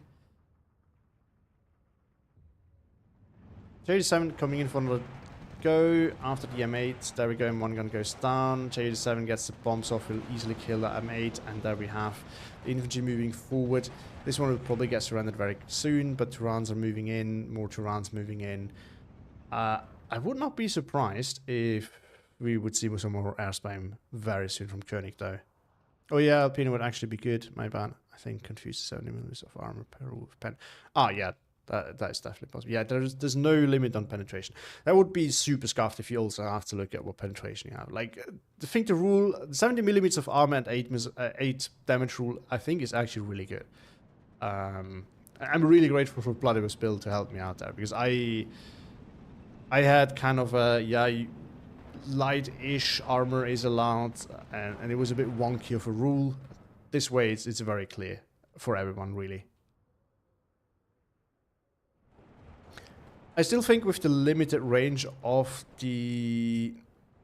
Nah, I don't think it's round 2 should have been allowed. So I think it's actually good as it is. LMG rifles here probably going down. Lovash, if they find a way to... Yeah, there should be an angle for them to get close enough so they can throw AT grenades in there. They have... They just have... Oh, they even have Panzerfaust. Even better. They will probably be able to kill that, get a flag for Jaapaasa there, stop the bleed. Over here we do see a slow push. You obviously still needs to be careful because of the AT on the infantry. But it can actually work, and there we go. I was thinking that was probably, I was going to say that, but I was not sure if I should say it, because I might be very wrong, but should have said it, because Koenig did bring It's not just air spam, but he did actually bring the AT planes. Because I was thinking first he might, but then I also remembered that it's a very horrible trade against those runs. But I think it's, considering how good they can be up close against the light armor that Koenig has, yeah, it was probably worth taking it, even though it is horrible in terms of trades. But there we go, 12-12. Jaapaasa got the flag over here, but now the engineers come in. If Jaapaasa is not micro the Lovash, they will get wiped out here. Jaapaasa is not on the micro, and it's going to die. Well, it's going to get pinned, and now it's going to get surrounded. Over here, 50 cal, pinning this Lovash over there. 39 for Koenig still. But I think if you look on the map, it looks better and better for Jaapaasa the long range goes. It's still, Koenig is still dangerous, and I would not say Jaapaasa has comfortably outtraded Koenig at all. But the trend is going into this direction at least. Koenig may be a little bit overexposing here, and he has expensive planes, which needs to be set as well. Oh, Turan finishes off the M8. A little bit of bazooka infantry, but not a whole lot. J87 coming in, and Jaapaasa is smart to focus exactly that infantry, which is the real prize here. This is the infantry that's dangerous to him. The other infantry can actually get bullied by the Turan. There we go. P47 coming in. There's no new... Oh, no, there's a 40 mil over there, which is not that great, unfortunately. So, yeah, I don't know. Losing that Nimrod was really bad, I think, for Jaapaasa. I don't know why he risked that. Turan slowly moving forward. Cavalry scouts could potentially hop out and get the bazooka kill there. It's close. Could work. But Koenig is not noticing by the looks of it. Armor rifles PR getting pinned here. Lovash moving up. Could potentially spot or get spotted by the cavalry scouts. Alert Jaapaasa. That's there back to 12-12 if Jaapaasa grab this flag. Reinforcements on the way though. Jaapaasa not actually reinforcing too much. So this one Turan here has to do a lot of heavy lifting and will probably soon die. Another one coming in now. We do see a fresh push getting readied up. And there's not that much bazooka infantry ready to stop this. Over here, leaders just holding the front line over here for a little bit. Ammo Pioneers now arriving, and there's a ton of bazookas there. Flamer getting killed by the engineers, but trying to chase. So this one, I think, no, it's on the move. It's recovering. Yeah, Koenig doing, no, it's not actually microing it, it's just moving through the flames, always just slightly away. There we go, P47 got in to kill that one. The A is now moving forward because it needs to, is not actually protecting anything. More AA coming in. 149 now out. Now the artillery war is not something Jaapaasa really wants to start because Koenig can bring the M12, is it called? I think it's mobile artillery, and it will just counter battery Jaapaasa's artillery and win that fight. There's nothing Jaapaasa can do about that, really. Oh, look at that! Flamer actually still won though. Light's armor is being shifted, but there's really a lot of Turans kind of everywhere at this point. 13-11 for Koenig still. I mean, he got the fast division, he just got in. Jaapaasa still just needs to grind, which he's doing quite well. But there's limitations on this. Turan 1 is still not protected by any infantry in front of it, so Ammo Pioneers could potentially get there and get the kill there. M12. Okay, yeah. Thanks, the noob. More support coming in.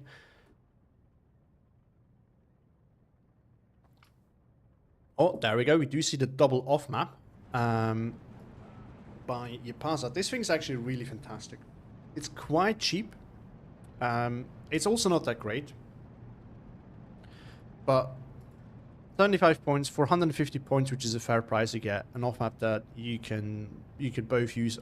You can use two. You can buy two easily. You can use them on their own if you just need to do some light pinning, or you can drop them both at once and actually get a lot of value from it. You get 3 charges, which is also pretty good. This is definitely a really powerful tool.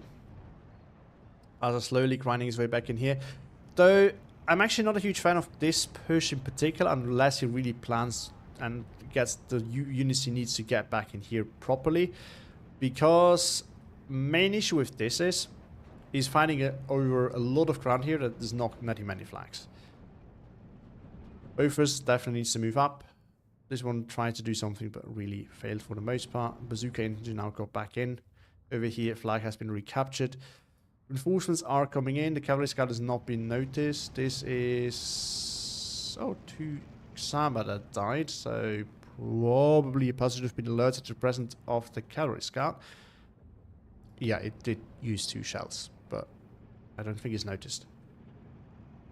Now going after that HMG.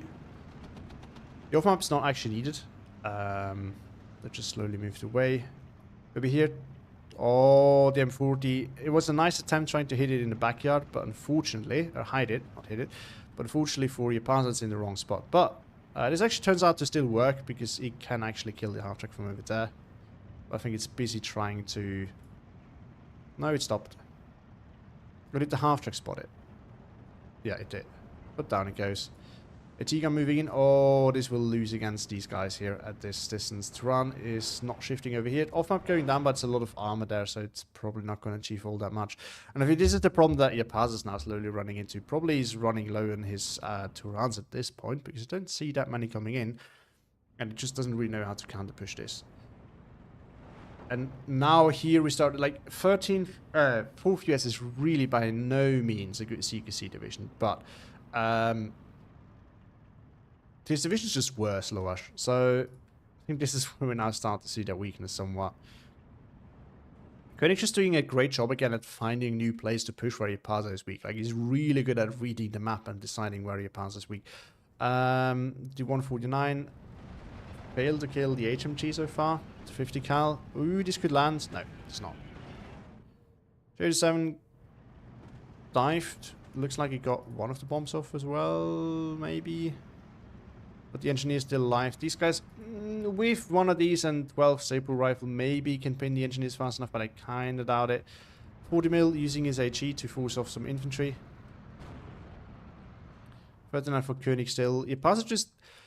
Koenig did a great job at having like a big push somewhere, whereas Jaapaasa just kind of tries to fight him everywhere instead of, again, making one big concerted push somewhere, which is really hurting him at the moment.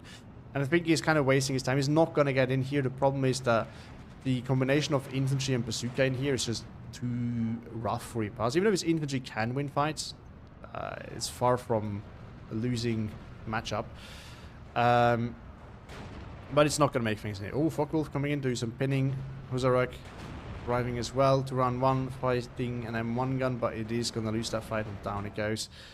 Over here, we do see another bit of a move, but yeah, Jaapaasa is just getting bogged down in a lot of those places because there is bazooka infantry. Like here, where he can't easily push. Over here will be the same thing, so I think he will need to make one big breakthrough attempt somewhere rather than trying to shift again. Oh, both are all stopped in a very bad spot. It's not going to stop any planes if it's not close. He could actually and should probably move it up to the leader. Yes, but let's build this is game 2. So Koenig still dictating the game entirely. He also brought in the M12 now, so Jaapaasa's the deer for Jaapaasa artilleries are numbered. And we have to remember, it's only 15 minutes. Koenig has been constantly taking Jaapaasa down. Again, I think this is despite Jaapaasa probably trading better, but this is just a problem when your division is slow. Jaapaasa could not, at the start, push easily anywhere, and this is a problem on river maps. And I think this is one of the better river maps when it comes to that, because you still have some chance to push in different places, but it's not that easy to push. Especially, I personally think Koenig's side is slightly better. You can easily lose this flag, which kind of sucks, but you're in a very commanding position over here. It's just really hard to push you in other parts of the map. So for initial rush, blue's probably better, but after that, I personally prefer red side. We definitely do see that here, because obviously Jaapaasa would probably have lost that hill, but you can fight back over here. But for a slow grind, it's a river map. It's hard to push, and we see that here. So this is why maybe Lovash was not the best pick here. Off map going down, but again, there is no push attempt. This is what I don't like about this. If you make these kind of plays, you need to follow them up. Just dropping an off map is not doing all that much. 149 still going after this. That may yield some results, but the M12 is now on the counter battery. Radio motor also coming in. Yeah, I am not that confident in this. Also, I think it's noteworthy that we have not actually seen a single CQC unit from Jaapaasa so far. So they may have tried to do what Skoda did, which is not take any CQC whatsoever in Lovash, which can work, but you then really need to be able to use 15 mortars and artillery and airplanes to get around that, which so far we've not really seen. So maybe that is going to backfire, that decision. Over here, defense is still there. Oh no, Koenig, come on. He's doing another bazooka infiltration. Jaapaasa immediately hits the fallback. which may save his artillery piece, but means it is out of operation for quite some time. And it's basically the only thing it will be able to do from now on is fire and then move immediately, because the M12 will be on it right away. And it is just, this will win the counter battery war. So not looking very good for Jaapaasa there. You definitely will need the artillery to break this up a little bit so they can push in. Some support is there, more armor arriving. There's actually still more Turans out there. 149 actually did not pull back all that far. And there we go, the off-map did go down and no follow-up was made. So I think it has a third charge, but problem is it's not one of those that does massive damage. So you can see that here it's used mostly on damage. This one is damaged, but may not go down from another off-map volley. And now a lot of planes building up.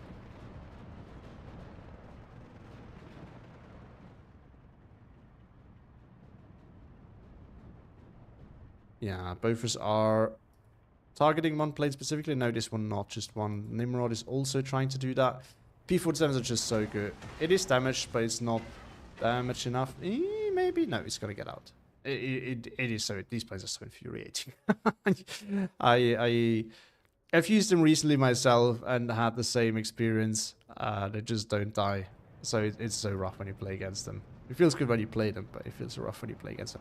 Yeah, and I see it kind of continues like that. Again, I'm not a huge fan of Jaapaasa's decision. I think this is what I think he could probably stabilize or have stabilized a lot sooner if he was not so busy trying to push this. Because he doesn't have CQC. We're in an area where there's actually a lot that can be done with bazooka infantry. I don't know. Oh, wow. Wow. That is not something I would have expected from Jaapaasa, but there we go. The air spam. And he's nicely targeting with the Ju-7s. Oh, he needs to target the ground now. He's losing his chance to... No, he did not pay attention. He could have just cluster bombed. He could have just ground attacked. He would probably have gotten the A, but he failed to get it. Hi, Mamil. Nice to see you. That is... Wow. What a throw. He could have had this. He could have probably killed it. But he was not actually paying attention and using it. And there we go. Oh no. Come on, Koenig. Stop this, please. He's going to do it again. Jaapaasa's not noticed. He had a recon plane, but it looks like he did not actually watch at the time. So he could not spot that the bazooka's trying to do an infiltration. You know, if he would actually need it, I would respect it. But he does not even need it to win. So, Turan moving in. The M1 gun is out of position, but that could actually mean he could still try and move in. Another off-map blob. This one's actually well placed. The problem is, once again, that the blob, it works well for pinning infantry. It doesn't do so well when it comes to doing anything about armor. And I think it's really probably not that many Turan left, since we have seen them tickle in very slowly in very small numbers. Infantry pushing forward, but no bazookas coming with it. So the armor here and even the half track. I mean, this guy, it has 250 counts, you know. So that on its own can already be actually quite problematic in this situation over there. So I think Jaapaasa, yeah, again, this is what I said. Jaapaasa will probably just not going to be able to push here with this. This is the main issue. This is why I don't like this push. It's so many resources, and he's not even managed to grab back the forest. And again, even grabbing back the forest, it may give him one flag. I don't know. I think actually pushing the hill and then the town would have probably been the better call, because not only is this actually something it would be possible, because he did some testing. Like, he did try and see if he could get in there, and it would have been possible, but he did not invest enough, so he couldn't. But when you get the hill, you can actually support the push into the town. And there we go. Trades were slightly up for Jaapaasa. I think they became very bad in the end. Again, I do actually think for most of the time, Jaapaasa probably had a comfortable 300 to 400 points up trade, but he just lost it by setting the wrong, by pushing in the wrong places. He pushed where he shouldn't. I think he also made some bad calls by losing one of his Nimrods, which could have saved him a lot of trouble by Koenig's Air Force. And ultimately, again, it is a speed difference. If you have a division that can rush in and then kind of, you know, bunker down, then like 4VS can, it's really hard to have a speed disadvantage, which I think we saw here quite well as well. despite the good trades. Yeah, you can see like here it really shifted. Before that, Jaapaasa, I think he was really like there's a lot of points lost here. So Jaapaasa really comfortably outtraded Koenig for the longest time. But yeah, GG's to both of them. Congratulations to Koenig for making it to the finals, where he will either meet Mubruk or Roy, which of the two remains to be seen. We don't know yet. I don't know when those guys play, so some point as well in the next 2 weeks they should have to. So let's wait and see. Hello, Jaapaasa. It was 2 nice attempts, but yeah, I think you did a good job at trading in this game. I think you just pushed in the completely wrong place. Like there was no point in trying to push that hard on that hill that you did, in my opinion. So I think there would have been a chance there, potentially. All right. I'm thinking whether I should do one quick play game, but I'm not so sure because I do have some other stuff to do. No, I think I will leave it at that. Unless I don't know if maybe there's a game 2 between Spill. Are you gonna play game 2 today as well? Actually, let me check the chat. Okay, they're doing preparation for game 2. So in that case, I will cast game 2 as well. I'm actually gonna end here. And then, yeah, I'm gonna wait for that. I can cast this as well. Yeah, I mean, game. I understand you, Pastor. For anyone who's watching and not reading the comments, he said, "Bashing my head into a wall." Yeah, you could have turned this around actually. Game 1 was, I think, more one-sided, definitely. But even game 1, I think, was somewhat okay for a long time. Like he dictated the speed, which is a major issue, and you can really come back from that. But in terms of trades, I think it was not that horrible for quite some time. But you kind of neglected the front line a little bit, and then it just all of a sudden collapsed. But that one was definitely more one-sided. Like we could actually see that building up slowly, which is not that great.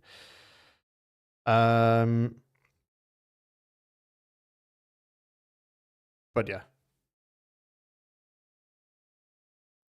let's see. Still waiting for game 2 between. Okay, from Plus Bill, it is Tali in Antala, no air, Walter V for victory versus Lissam Maverick. Oh, I love this. It's actually a great matchup. I personally, I would probably bet my money on Walter here, but I may be wrong. GCL was painfully slow. Yeah, I kind of commented on this as well. This was again a major issue. It's just I have been in a situation with a fast division when I played against Koenig. I also lost this DFL on this map, and it's just Koenig is really good of making this like light armor spearhead pushes. So you really need to respect. And if you have a slow division, it's just rough.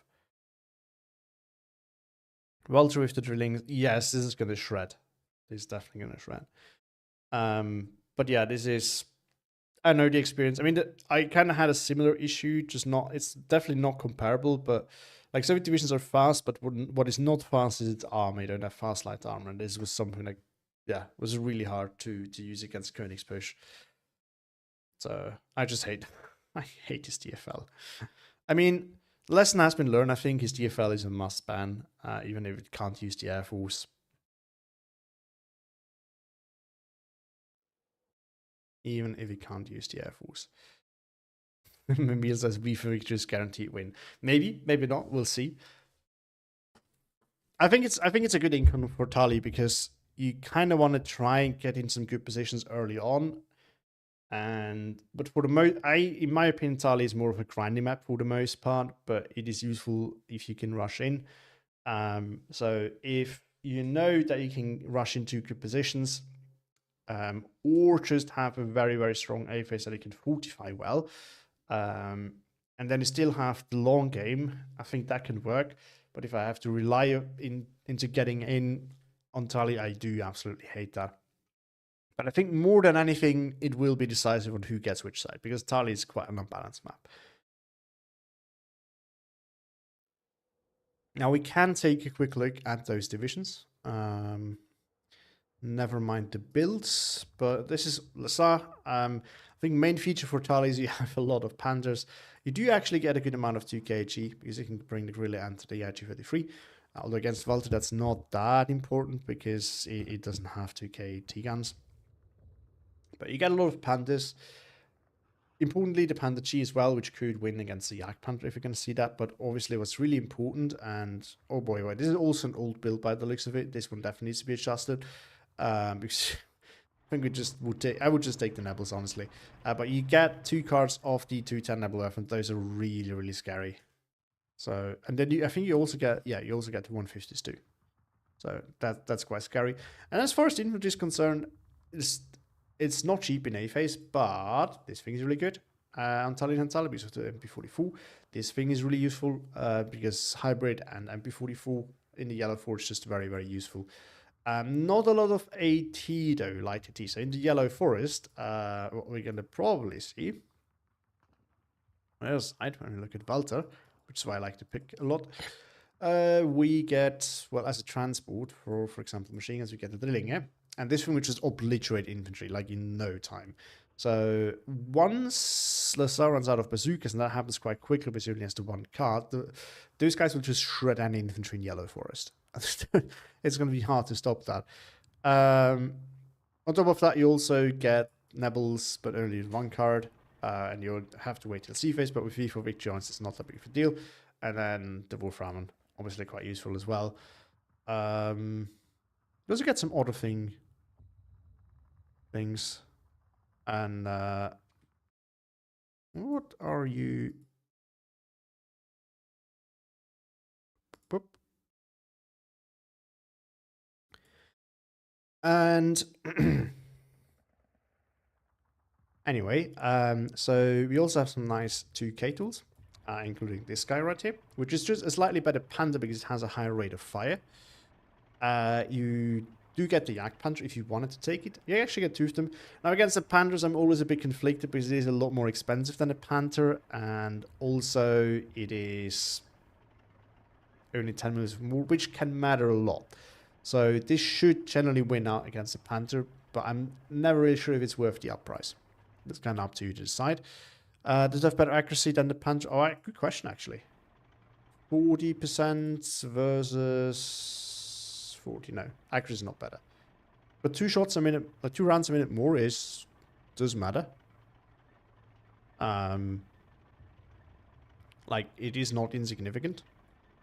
And then you get a ton of Panther cheese as well. So, now the cheese is not as important in this, like, for Walter. It's actually maybe more of a downgrade because it's more expensive than the Panther A.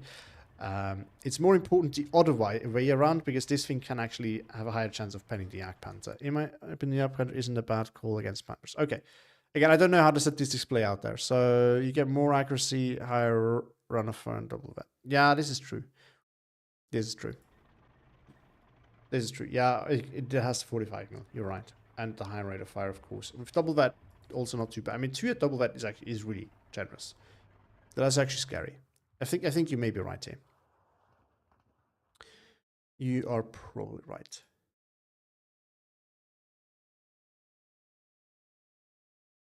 Yeah, but you get some light armor tools with this thing as well, outside of just having the drilling, which, by the way, since you don't need AA, you can probably take this as well. It's a bit expensive, but if you have the slots for it, might as well just give it a try. I think it's probably not the bad, like, it's probably not the worst call either, I'm gonna be honest. So in a lot of sense, I think not too bad, but then you also have some good infantry. These are quite nice. More importantly, you get some MP44s, and there are not that many though. But you get FG42s, which in the yellow force are also pretty strong.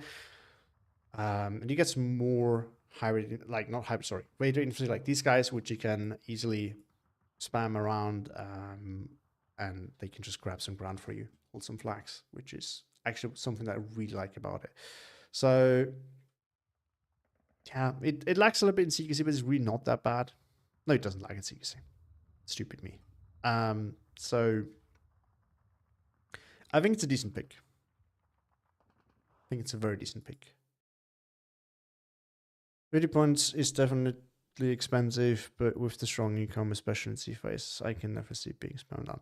Yeah, I mean, you know, if you really want to abuse the fact that there's not a lot of light AT or light armor in Lesar, I could see it as a valuable choice. Potentially, at least. I would say. Yeah. No. I think it would be a valuable choice. But it would it's something that you want to have in your deck, and then if you need to use it. However, the problem that you're going to run into is you don't have a lot of medium tanks, so he will definitely. I need to double check if he can have multiple cards of bazookas, but the issue with Vulture is your AT tab is usually already quite full already. But yeah, you can bring 2 cards of Patrick. So in that sense, that could still work, because the thing that could then be dangerous is your opponent just breaks Panzer Fools into the yellow forest, and then your drilling are countered. It's not the cheapest tool, but it will do the job just fine. So that might be worthwhile to do it that way.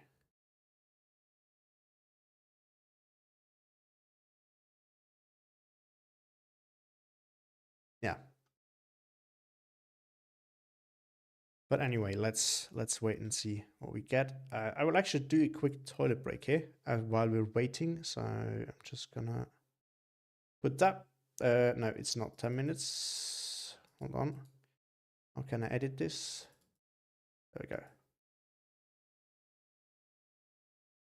Maybe also grab something small to eat in between. Oh yeah, we can also do the no.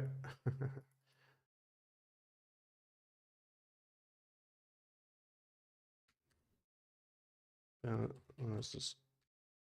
Just there we go. We can put that back in so that we can see it. And hello, Moobrook. Nice to have you here as well. But yeah, you come at a bad timing. They're still doing the decks. Now we'll just take a quick toilet break. Maybe get something small to eat, since I haven't actually had dinner yet. And maybe something to drink. And I will be back. So just a bit. See you then.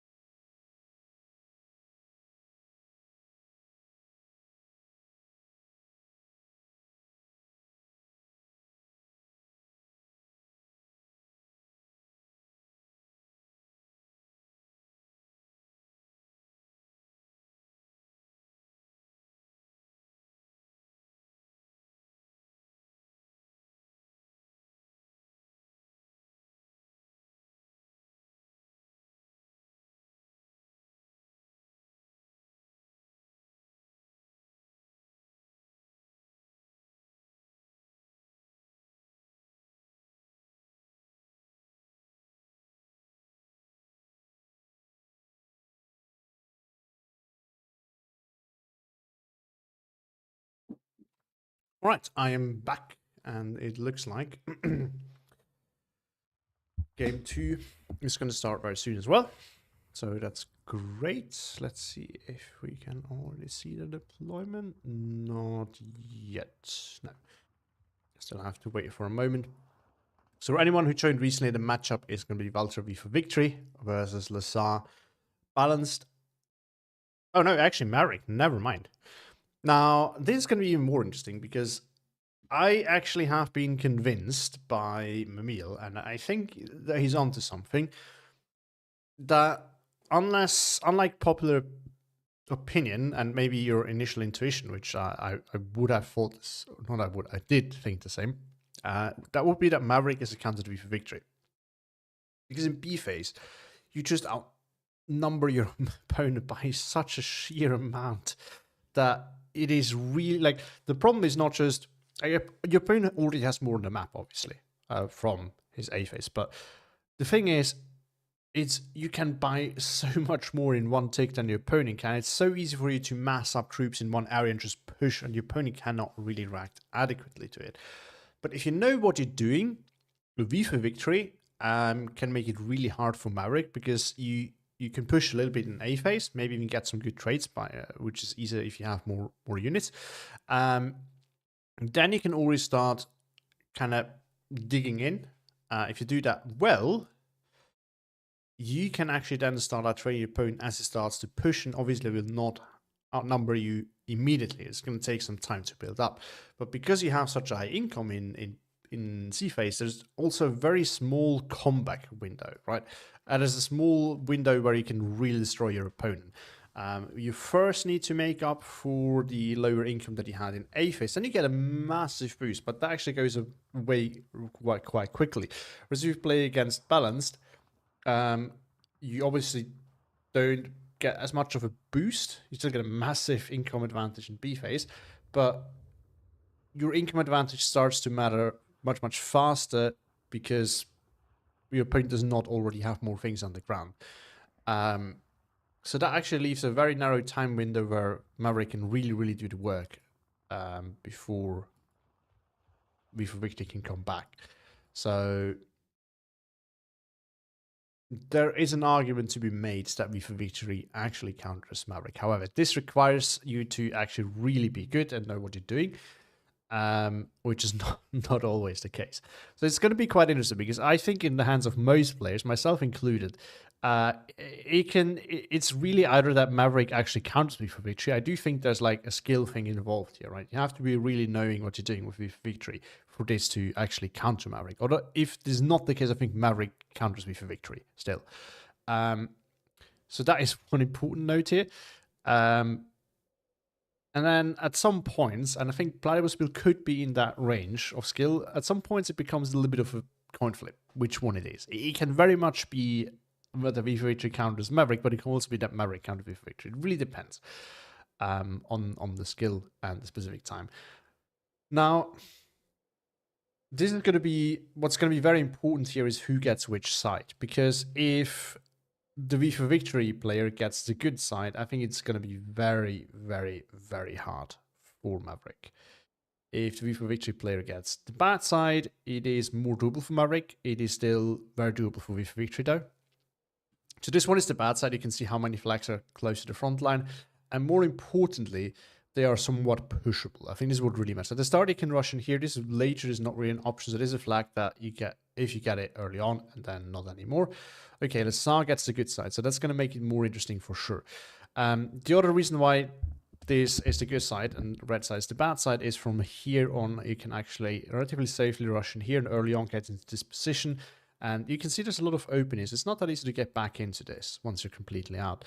And this one is also relevant because it sits in the open, so red cannot really put anything here to keep the flag, but blue, if they can hold this forest patch, can put something like right in here. You can even like try to hide it a little bit so it's not that easy to spot from other and shoot at from other places, like right in here, for example.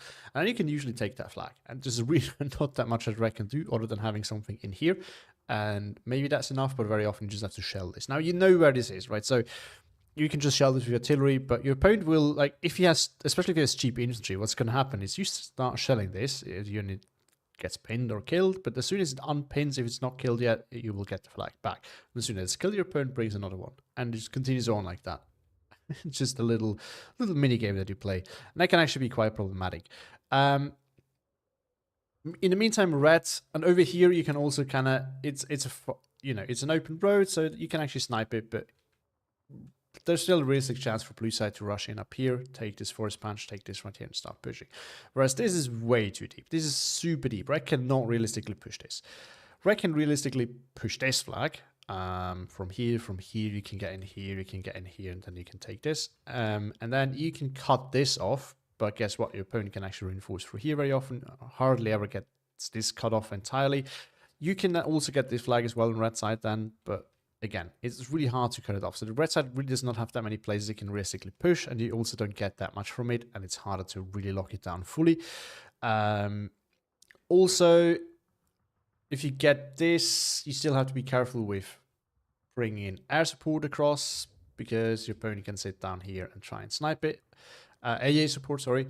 Whereas on here, like up here, you rarely sit, but if you push over here, you can also very easily bring AA like through here and be relatively safe. It's not always possible, but very often it is. And over here, it's really hard on either side. Very rarely you do see some amphibious plays working over here, but it's just this is two flags that mostly are uncontested. Now this makes me think that we do see a Russian here. It's a very heavy deployment, it's a lot of infantry. Well, this could also be the other way, but it's going to be either a Russian here or a Russian here.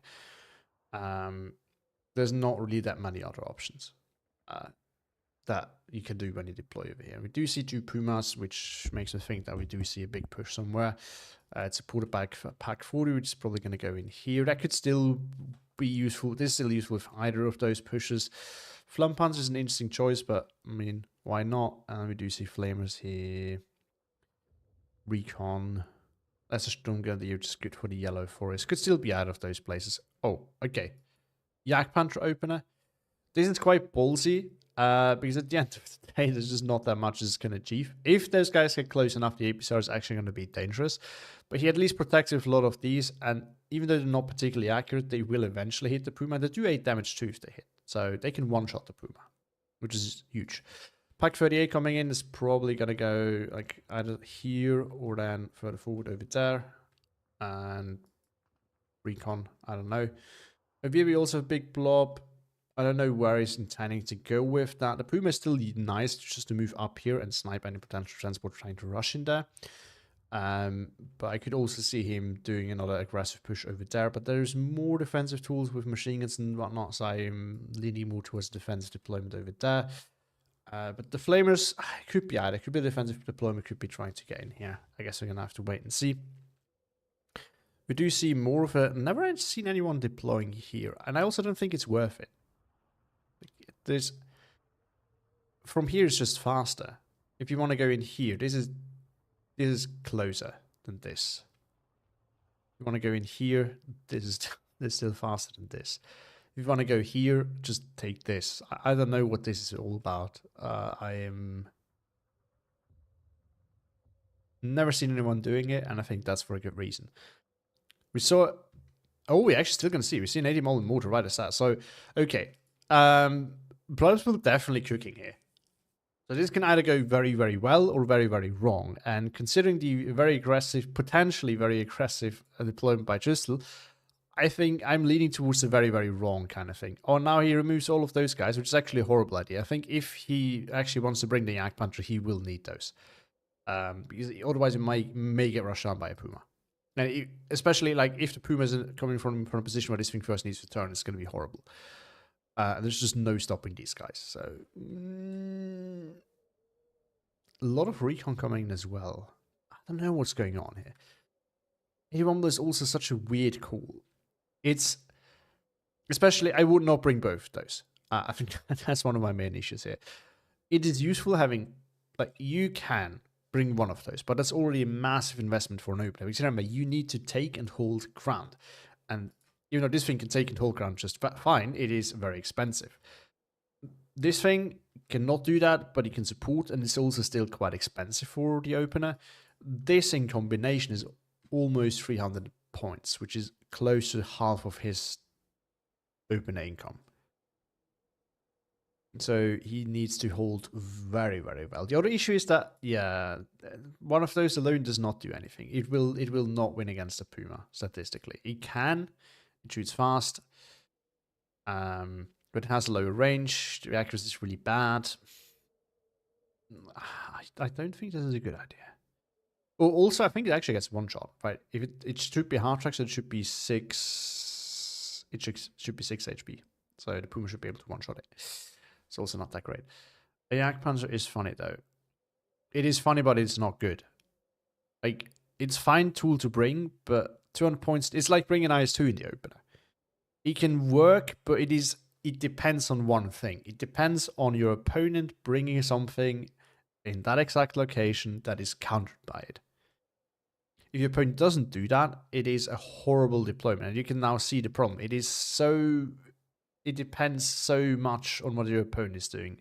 It's very luck-based. The 90 also one-taps. Yes, it one-taps a Puma, but it has horrible accuracy. It's only 20%, and it has lower range with the heat shell. So the chance of this winning against the Puma, especially if the Puma double vet, is rather low. He can do it, but it's rather low. Now, if you have a blob of them, that's entirely different. They will win against the Puma. If the Puma does not range them. Alright, so the push, okay, so there's just a flamer going in here probably, but we do see the push in here. Over here, we do see not enough super aggressive deployment over here, and then we do see defensive one over there. Jagdpanzer's coming out here. See, if a Panther had opened here, for example, this actually would have been great. It would have immediately countered this, but since this is not happening, the Jagdpanzer is not going to do much. 81 mortars trying to use smoke over here. I mean, see, this is no. Like, you bring snipers and you bring an MG42. Those are support tools. Those are what you need to win a fight over here. So you don't actually want to smoke it because you bring the tools to take this fight. Now, if you don't bring the tools to take this fight, then you would want to smoke so that these tools can't win and you can move in with your infantry. But this is kind of unnecessary, right? Is actively working against himself because he doesn't have those units to do the work here. Yeah, and now it's 1410 already for Schüssel. This one is an easy fix later on for Platypus build, but this one is a little bit rougher. And yeah, now LG42 is pushing. Jagdpanzer needs to be careful. So far it's fine, I guess. It needs to be careful. If the Pak 40 gets into APCR range, it can actually pen the Jagdpanzer. So I think we're gonna see a loss of a Jagdpanzer here. That's the other thing. It really needs to pay off. It killed one Puma, but again, you could have achieved the same thing with a Stück here. It would have been just as annoying. Oh, no, yeah. And APCR is the only thing that's turned on. It's still hidden too much. Jagdpanzer is also showing, so if this moves forward right now, it's gonna get a pen on the Jagdpanzer. Over here, Recon is pushing through. We get a little bit Recon in the backlines. These guys got in, but at what cost? I don't know. I can't say I'm convinced of this play. Not at all. This is just not a good move. This guy just pushing through here. I mean, it's an easy fix, but still can be annoying. This is the harder fix because this thing, I think the Recon has AT, so you can actually just sit here and camp the reinforcement road. Even if not, it doesn't have radio actually, so it's not that big of a deal in that regard, but he can camp. And there we go. Now he's basically for free giving up this. Pak 40 is still just sitting there. LG42 can do some work here, but it's not that massive. But again, if it loses this, it's hard to actually come back from it. This thing is on a move order, not an attack move order. Or Pak 40 reveal itself, which is huge because now the LG42 can take a shot at it. Oh, he turned it on again. I think he wanted to get rid of the LG42. And it will allow him to get in. There we go with 15-9. 81 with mortar still there. See, we have this is 300 points that did nothing. This is why, and I'm super critical here, but I think I need to be, and I need to point this out.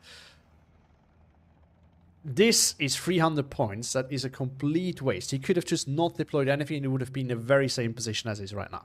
This is why this is a bad call. You don't want to do this. Oh, there we go. One miss. Oh, it's busy with that Puma. Actually, never mind. Didn't miss. Got a pen there, but the Puma killed it. And there was a blob too. That was easily obliterated. So yeah. 17-7.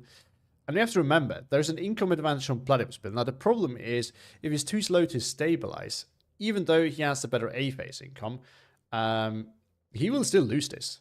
Because comes B phase, is not gonna be able to push. There we go, the APCR is actually going after the Yak Panther. It is not being it's not falling back, and down it goes.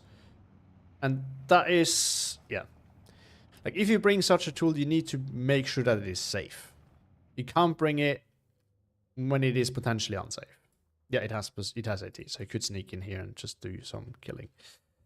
And I think this is probably going to be a short game. I think this is game over already. Like, you can't use 200 points in your starter income, and it just is absolutely wasted. It's not something you can allow yourself to do. Also, his limited 2k HE is probably going to get wiped by the Griller now, because there's no Yak Panther to protect it. He's reinforcing this, which is huge, but the Flam Panzer will probably kill these guys, which is another issue. He needs some light armor here to deal with that. Obviously, he doesn't know that is there, so it's not something he can know, but still. Oh, there was some ground attacking going on here, but I think he's still going to lose this fight against two Koenig and Anheim. There we go. But there's another one, so not sure about that one. And again, in A phase, you kind of want to... At the end of A phase, you want to sit in a comfortable position with V for victory. So buying the Yak Panther in A phase is about the most stupid thing you can do, because it puts you at a serious risk of not sitting in a good spot at the end of A phase, right? This is like one of those ballsy plays that if you want to go all in, it's either win fast or lose fast. That's perfectly fine, but that's not what you do with V for victory against Maverick.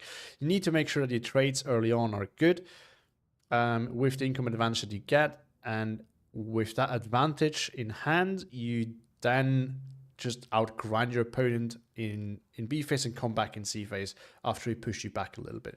What you don't want to happen is your opponent easily pushing you back in A phase already, and then you trying to catch up on trades. This is not going to work. Looks like the Gorilla died though. How did the Gorilla die? I guess it probably got, yeah, it got within 1500 meter range, and then the heat shell probably finished off. The LGE is dangerous at the end of the day. And now there's a massive deployment. Yeah, now there's an overreacting deployment to this. So I'm not a huge fan of not having anything here. My recommendation is always put something here, even if it's just an infantry unit.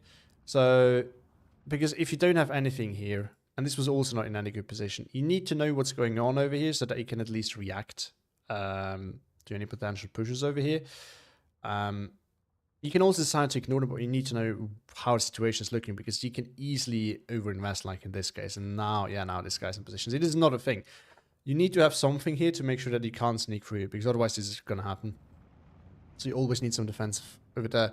Bottom left also has reinforcement. Yeah, exactly. Yeah, and look, see the 81 mortar, it is not actually doing much. Again, it is a good trading tool, but you first need to be in a position where you can actually comfortably sit back and trade, which is not the case here. I know Bill gets a lot of shit in this game from me, but it is justified in my opinion. There's just so many bad plays, but now it's low start stabilizing, bringing Panzer IV in. We have the Panzer IV/70, which is the better Panther, which actually can be quite useful against the Panther A here. It should statistically win that, and that's going to be useful. Now, what he actually can do with this is try to do a counter. See, he has all those tools, and I think they're more useful over here than over there. It is very unlikely that Schüssel deployed here defensively, since he actually tried to cut across. So, plus Bill could try and return the favor. This would probably be the best thing he could do at this point, because it would relieve some pressure in the center. But yeah, in my opinion, generally speaking, if you're on the bad side, like, ballsy plays like these usually don't pay off. You usually want to try and actually either push this, which is the classic, which is very predictable, I know, but it is, again, it's a classic. It works usually, and it means that this flag, you can't lose it easily. If not that, you at least want to try and go defensive in here, because this gets rushed so often. So you want to be able to defend this. This you can easily come back in. This is much harder to get back in. So this is why giving this up is fine, but giving this up is not so fine. Oh, Stück also getting too close. Pack 38 will probably get a kill here. It's also in APCR range, but the APCR is turned off. Still got a pen. We'll probably get another one, and it's going to be the end of that Stück. Which is quite useful, because now these units could potentially move over and do some damage, which they're not doing at the moment. No reinforcements come in here. I think there's actually maybe a little bit of a missed chance here by Schüssel, because you hardly ever reinforce this unless you're getting pushed over. So I think the most ideal scenario for Schüssel would have been send this guy in here, get it ready to snipe, and then move with the Flamer half-track. And I think then Bloodwhisper would have reacted here and would have lost units in the transport. Now he's probably not going to lose much, because you hardly ever send anything through this road. It's usually that one and that one up here that you use. So a bit of a mischance there. Not a massive issue, but it's an issue nonetheless. Strumpire trying to get in, but failing. Venus, Arnheim. Yeah, they're just going to bleach a better Strum in there. Oh, but the half-track is working on that. So maybe there's a chance there. Over here, flank has been regrabbed. It's 14-10, but again, B-phase is yet to come with a massive income advantage. If you look on the map, there is not really that much of an advantage here, I don't think. Ooh, something did pen the Panzer Force 70. Oh, it did win against... No, I missed it. Are they going to... Is it in here? Yeah, it did win against the Panzer. It did win against the Panzer. Which, again, it should do most of the time anyway. And it did that wonderfully. So that's actually, all of a sudden, not too bad looking.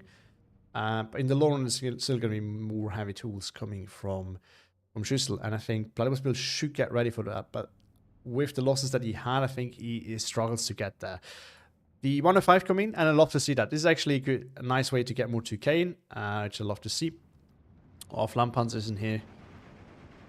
Bullying, yeah. These things are usually so bad, but if you have no light armor company units at all, it can actually be quite annoying. Half-track here in... oh! Nice line of sight there, actually. I didn't realize it. 13-11, I mean, Bloodwhisper is doing a great job at pushing back. Again, he could be in a position where he doesn't have to do that. But there's a little wolf pack over here, which can do a lot of work. And again, it's going to take at least 10 more minutes, if not more, until Bloodwhisper is in a position where it can actually start dealing with those. And now the first 210 is coming in, which is not going to make things any better. Again, the income advantage now kicks in. And if you look at this, if you assume, which is very unlikely, that this continues to be a 14-10 throughout all of B phase, there is about 9 minutes left then to completely stabilize, which is not that easy, since you first have to make up for the income advantage that your opponent had the whole time. This thing, I think these guys might actually get close enough to kill that pack 40, then all of a sudden the open is wide open, but Stückser and Panzer IV are about to arrive, which can change that. Is huge. But yeah, it's really not that. This is why you don't want to be down too many flags, because in B phase you're going to lose some flags, and this is not a situation you want to be in with V for victory, or balance for that matter. Ooh, no, they're slightly outranged by the pack 40, so just going to go down here. That is very unfortunate. That would have been huge if they killed that pack 40. They really probably couldn't have killed them fast enough, and I think that would have been a massive opening here to expose before those tanks arrive, but now they're about to arrive. We saw those guys move a little bit. We also saw the Beobachter move. It's actually really cool. If you can sneak that around a little bit more, there's potential there's going to be some artillery over there, and you could see where exactly it is and counter battery quite easily. Also much easier with the... Oh, new counter push is about to happen over here by the looks of it. So I guess that guy's going to die. But I like the idea. Oh, something died over here. In a fast transport, maybe a leader or a support tool. Pioneer now being unloaded, trying to fight this. Which is probably going to be the end of this. It depends a bit if it gets in range, because obviously the two MG42s will do quite well. This is the one annoying thing about this. If it gets in... No, it will get stuck at a different range. The question is if it will kill it fast enough, because it's wide easy to kill. Oh, pack 40 might actually die here. It does. It was not quite on target, but it was good enough. But now again, there's no AT. And I think this is like a reoccurring theme here, that there's not enough AT. Oh wow, that Nebel is really close. It's actually a bit risky. Nebels immediately go after 105. But this is why I like what I like about this for so much. It is quite useful to use dual purpose. Like, you can still use it as a dilly piece, and it's not great, but it's really not. It's not horrible, considering how cheap it is. Pack 36 moving. It is a really good AT gun too, but it might actually die because the 81 was going after the Bavarians Arnhem that used to be there, but now isn't. But the Nebels are going to be a bit of an issue. Obviously, yeah, look at that. Oh wow, it did, it did not deal nearly enough damage. So it found out where it is now, but he will have to call another one from over here that can actually get close enough, or better infantry. And then he can actually win. Bring his own MP44 unit in the center. There is the drilling over here, which if he's not getting close enough to the Volksdeutsche, can absolutely shred them, but this one is hard to get to. This one he could potentially get to, but then this can just hop forward and do some work over there. If it is the Pack 40, he could potentially kill that before the Pack 40 can do anything. Oh, the drilling is moving forward, which unfortunately is a wrong call, because he can get soaked from this guy. Or Panzerfausted rather than soaked. The one mortar still doing the work. This guy, this is just unlucky that he got, this guy got also caught. Nebelwerfer pushing forward. I don't think there's a unity that can spot that, so that's good on just, it's a little bit of a risky call, but one that's probably going to work. It's also getting some Shrimp and LSR ready, which can probably do some work over here. Now we have Panzer Gun MP44, but now the after Grenadier LSR is just moving away. I love these little hide and seek missions, like to watch, but it's disgusting. Don't do the like. Okay, to be fair, Platypus Bill completely abandoned this. So this is one of those things where I always say it's like kind of your own fault as well. Which, I mean, it's always, because you could do something to prevent it. It's just, I think sometimes it's feasible to try and prevent it. In some maps, it's just, if someone really wants to get something in your backlines, he will. There's just no way, like people saying that, yeah, you could prevent this, like, no. On some maps, it's just, if your opponent really wants to do it, he will find a way. On this one, it's really not that easy. So you definitely did mess up. But I also would do a differentiation between you try to get in there at the start and you see that your opponent has nothing there and try to do it later. That's something I do respect. But this one's, I do hate these plays. But like, this is your whole goal from the start. I do not like it. But enough hating on that from me. I know you already heard me say this. Ooh, this is really ballsy. It's supported, yes, but this is really ballsy because there could still be 18 here, which there's not. I guess you kind of know. He did smoke, but it's actually counterproductive in a way, I would argue. But maybe that's just me. It looks like the tank here died to, I don't know, or maybe the Guerrilla just one-shotted it, which is not that unrealistic. It was already penned once. You just need a little bit of damage, and HE can do that. Nebel, shoot away, is now sitting there. He actually needs to make sure to move. Oh, 81 mortar. I mean, there's a leader. He can do some damage eventually to some of the armor. More importantly, he can pre-damage it. They can easily get finished off, so that is something that could potentially be an issue. And there we go, fresh pushing that. Units here. Yeah, this is kind of what you want to do. He's trying to search everything to see if it's still there, which it isn't. But this is the right thing to do. This is what, like, when you watch the game with Jaapaasa, this is what he needed to do. But he's also making the mistake of having both of them move the same way, which you want to cover as much ground as you can to make sure that there's really nothing there. Is anyone mortar? Oh, there's another Panther A in position over here. There's not enough recon over here, or essentially none. So the Panther A will probably spot this guy way before this guy will spot the Panther. And that is a bad thing. It's a very bad thing. Actually, the Panzer IV may reveal himself here, but if he gets a side shot, which this may count as, that would be problematic. Now the Guerrilla is also getting involved, and the Guerrilla can just, yeah, there we go. That was bound to happen. You can't bring a heavy tank without recon. You always need recon, especially on this map. If you've lost this, or if you've lost this, there is going to be places where your opponent can get closer than 2k. So before you move a tank out like that, you need to make sure that you're not open and exposed to any of those flanks. Wait, is this? Oh, this thing can also be used in direct fire. I didn't know that. Still 14-10, but there we go to 15-9 again, and I think Platypus will lose this before he even gets a chance to actually try and recover here. Because he doesn't have the units here ready to deal with that. Again, he tried well, but the problem is he was always lagging behind because he was down so much in points in his opener. So he could never really get the preparation that was needed to win in any specific place. And is really punished by that. This is actually make a ballsy play now, which could pay off. There's really nothing here on Dristel's side. And it is not the right unit to deal with the light armor. Well, and the Young Panzer, of course. So they could actually pay off. But I think the push is coming maybe a little bit late. This was a huge win, because that means that this flag will flip back. There we go. And now, oh, this is a little bit ballsy. But again, as I said, not the right units there. I'm not sure what Platypus Bill is doing, but he clearly saw the armor coming. Yet he's not buying. He's buying a single Stück, but a single Stück is not good enough if your opponent has a ton of tanks. But this is like, it's like prime area. You know exactly where your opponent's going to be. Like, bring an AT gun through here, put it like right there, and your opponent can't really push further, and then you can start clearing it out again.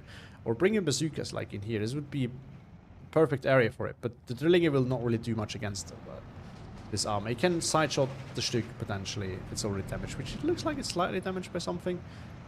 But it's going to struggle to pen it, so I don't know. This is a lost game. Pretty much. Oh, the flame... look at that, the flame tanks actually kill each other. Oh, that's funny. Oh no! See, this is exactly what I mean. You Q move them, they both take roughly the same pathing. If they actually spread out a little bit, they would have found this, but they actually missed it.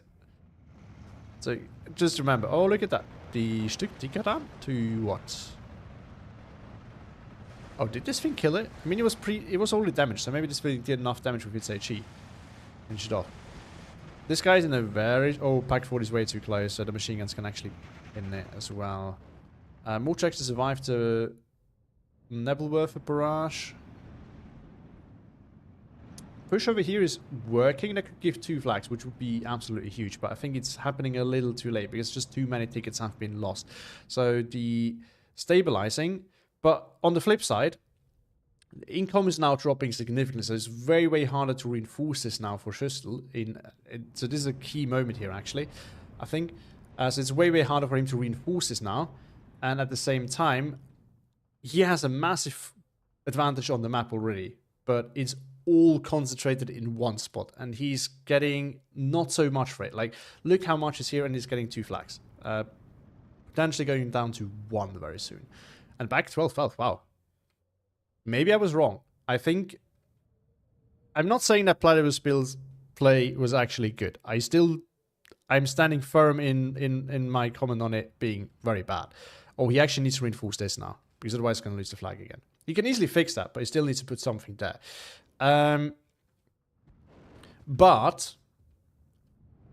But there was a major mistake that I did not see while watching this, which is, I think, a humbling experience, because I need to learn a lot here as well, as a caster, but also as a player. Too much in one place. Too big of a push that did not really achieve enough, and it is punishing. Drillinger here will also hold off all of the infantry. Oh, but this is a potentially dangerous push that can... Contract finally in position, and the unit was not unloaded, so this is going to stabilize, but reinforcements, and they're coming in. That is what counts here. And over here, reinforcements can't really get there in time. And again, this push cannot be punished because no planes. If this is reinforced here a little bit, that would be another flag here. We see everything for support getting up closer. Stück over here in a position where, oh, there's just too much over here. I think you can't choose. But also no recon. Again, if you bring heavy tanks, especially if you bring them close, you want to have reconnaissance. I think the Stück can't decide what to shoot at. Versus the Panzer over here. Or is... Yeah, just bugged out. So it's trying to... Yeah, look, it's turning back and forth. You can't decide what to shoot at. Is a bug. It's an annoying one. Platypus Bill has noticed is re-attacking, re-angling, but the Panzer IV has now spotted it, I think. No, actually not. It's going after the Pack 40 over here, but it's getting bullied by the Panzer IV. Stück still can't say, oh, this is so rough. And the breakthrough is happening. Again, actually, Platypus Bill could have had success with this push right here. If... Yeah, not actually blobbed up everything in here where it didn't do anything, but made sure they still spread it out enough to keep the flags. Like, I legit think this whole blob here could have actually failed at this point. But Platypus Bill had everything in here where he got bullied by 1 half track. And he just left this completely exposed. Oh, he needs to be careful. This is holding the flag, and then now he's losing this. Yeah. I think this is the end.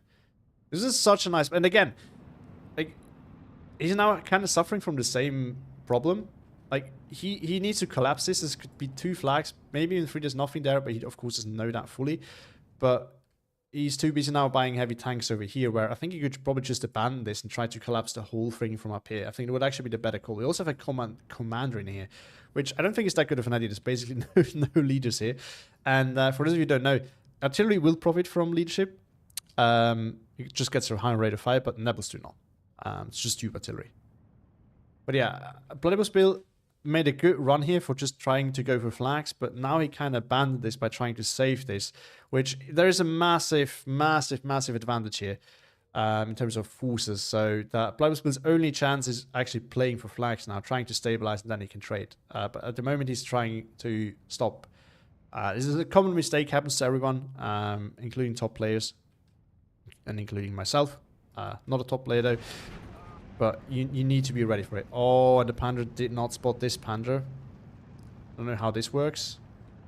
I mean, yeah, it has other units to spot for it, and down it goes. And again, if you have, like, even if this Panther didn't kill it, if you get enough Panzer fools up close, they will kill a Panther. I did go down, though, to the Stuk, but the Stuk is probably going to get obliterated by that Gorilla. That Gorilla got so many kills, look at that. That's absolutely crazy. Machine gun here, bullying some of the infantry. Panzer 4 kills the Stuk, which is huge. But again, the collapse of this would have needed to happen. And again, if you think of it, you lost this flag, but he knows that there's a massive plot there. So what you really shouldn't do is buy a lot of units to try and contest a lot more units. What you should do is try and buy units where you see easy flags. You can see the front line here, actually. Like, there can't be all that much here. There's also, you know that so much is over there, so there still can't be that much here. So it's when you see you just get overwhelmed in one area, it's very often better to just ignore it and not try and fix it. And try to find new places where you can win in other parts of the map. And this is what needed to be happen here, what needed to happen over here, and it just didn't. And we're now, I think, actually, like, it didn't look horrible for a moment, but then he kind of threw the whole way over there. I think also by not going defensive enough, he did not respect the armor enough. He did not bring enough AT. Panzer 4, yeah, the Panzer 4 will probably bounce on for a little bit there. Will go down eventually, but it may just kill off Panzer 4 before that. But there we go. That's the end of it. And again, look at that. Trades in the end were not that bad. Bloody Bill was recovering. But again, if he didn't buy and lose that Jagdpanzer 4, and if he didn't buy that mortar that did ultimately nothing, basically, he probably would have won this, I think. Like, he could have dug in, out-traded throughout B phase, and then swooped in and took the win in C. Again, it's frustrating to watch this, I'm not gonna lie, because, like, he basically had it. Not that I'm taking his side necessarily, but whenever I see plays like this, I'm like screaming it inside of me, because, like, this, come on. But yeah, trades in A phase, of course, were horrible. Because guess what? If you buy one of these expensive units, which died at some point here, it means you're outnumbered in most parts of the map, because you can't logically not buy that many units in other parts of the map, right? So you're most likely going to be outnumbered, and then you tend to lose. So this is why we see the first batch of down trading over here. And then there's one key unit here that died, which I need to find again. Yeah, it doesn't matter. There we go, the Jagdpanther. Which adds to all of this, and then we have horrible trades. And then he kind of really came back, but not really all that, not really enough. Yeah, I don't know. This was rough to watch. I'm sorry if I sound very negative sometimes, but, like, when I see plays like this, I can't but be slightly annoyed by them. And I do comment on it a lot, because not only am I a little annoyed by it, but also definitely I do want to make sure that other players do not make those mistakes, because they are so easy to avoid. Yeah, but much closer in trades than I would have expected this to be. Also much closer than it looked, to be honest. Like, it did not look like the trades. I still thought that there was way more on the map for Schüssel. But actually, not that bad.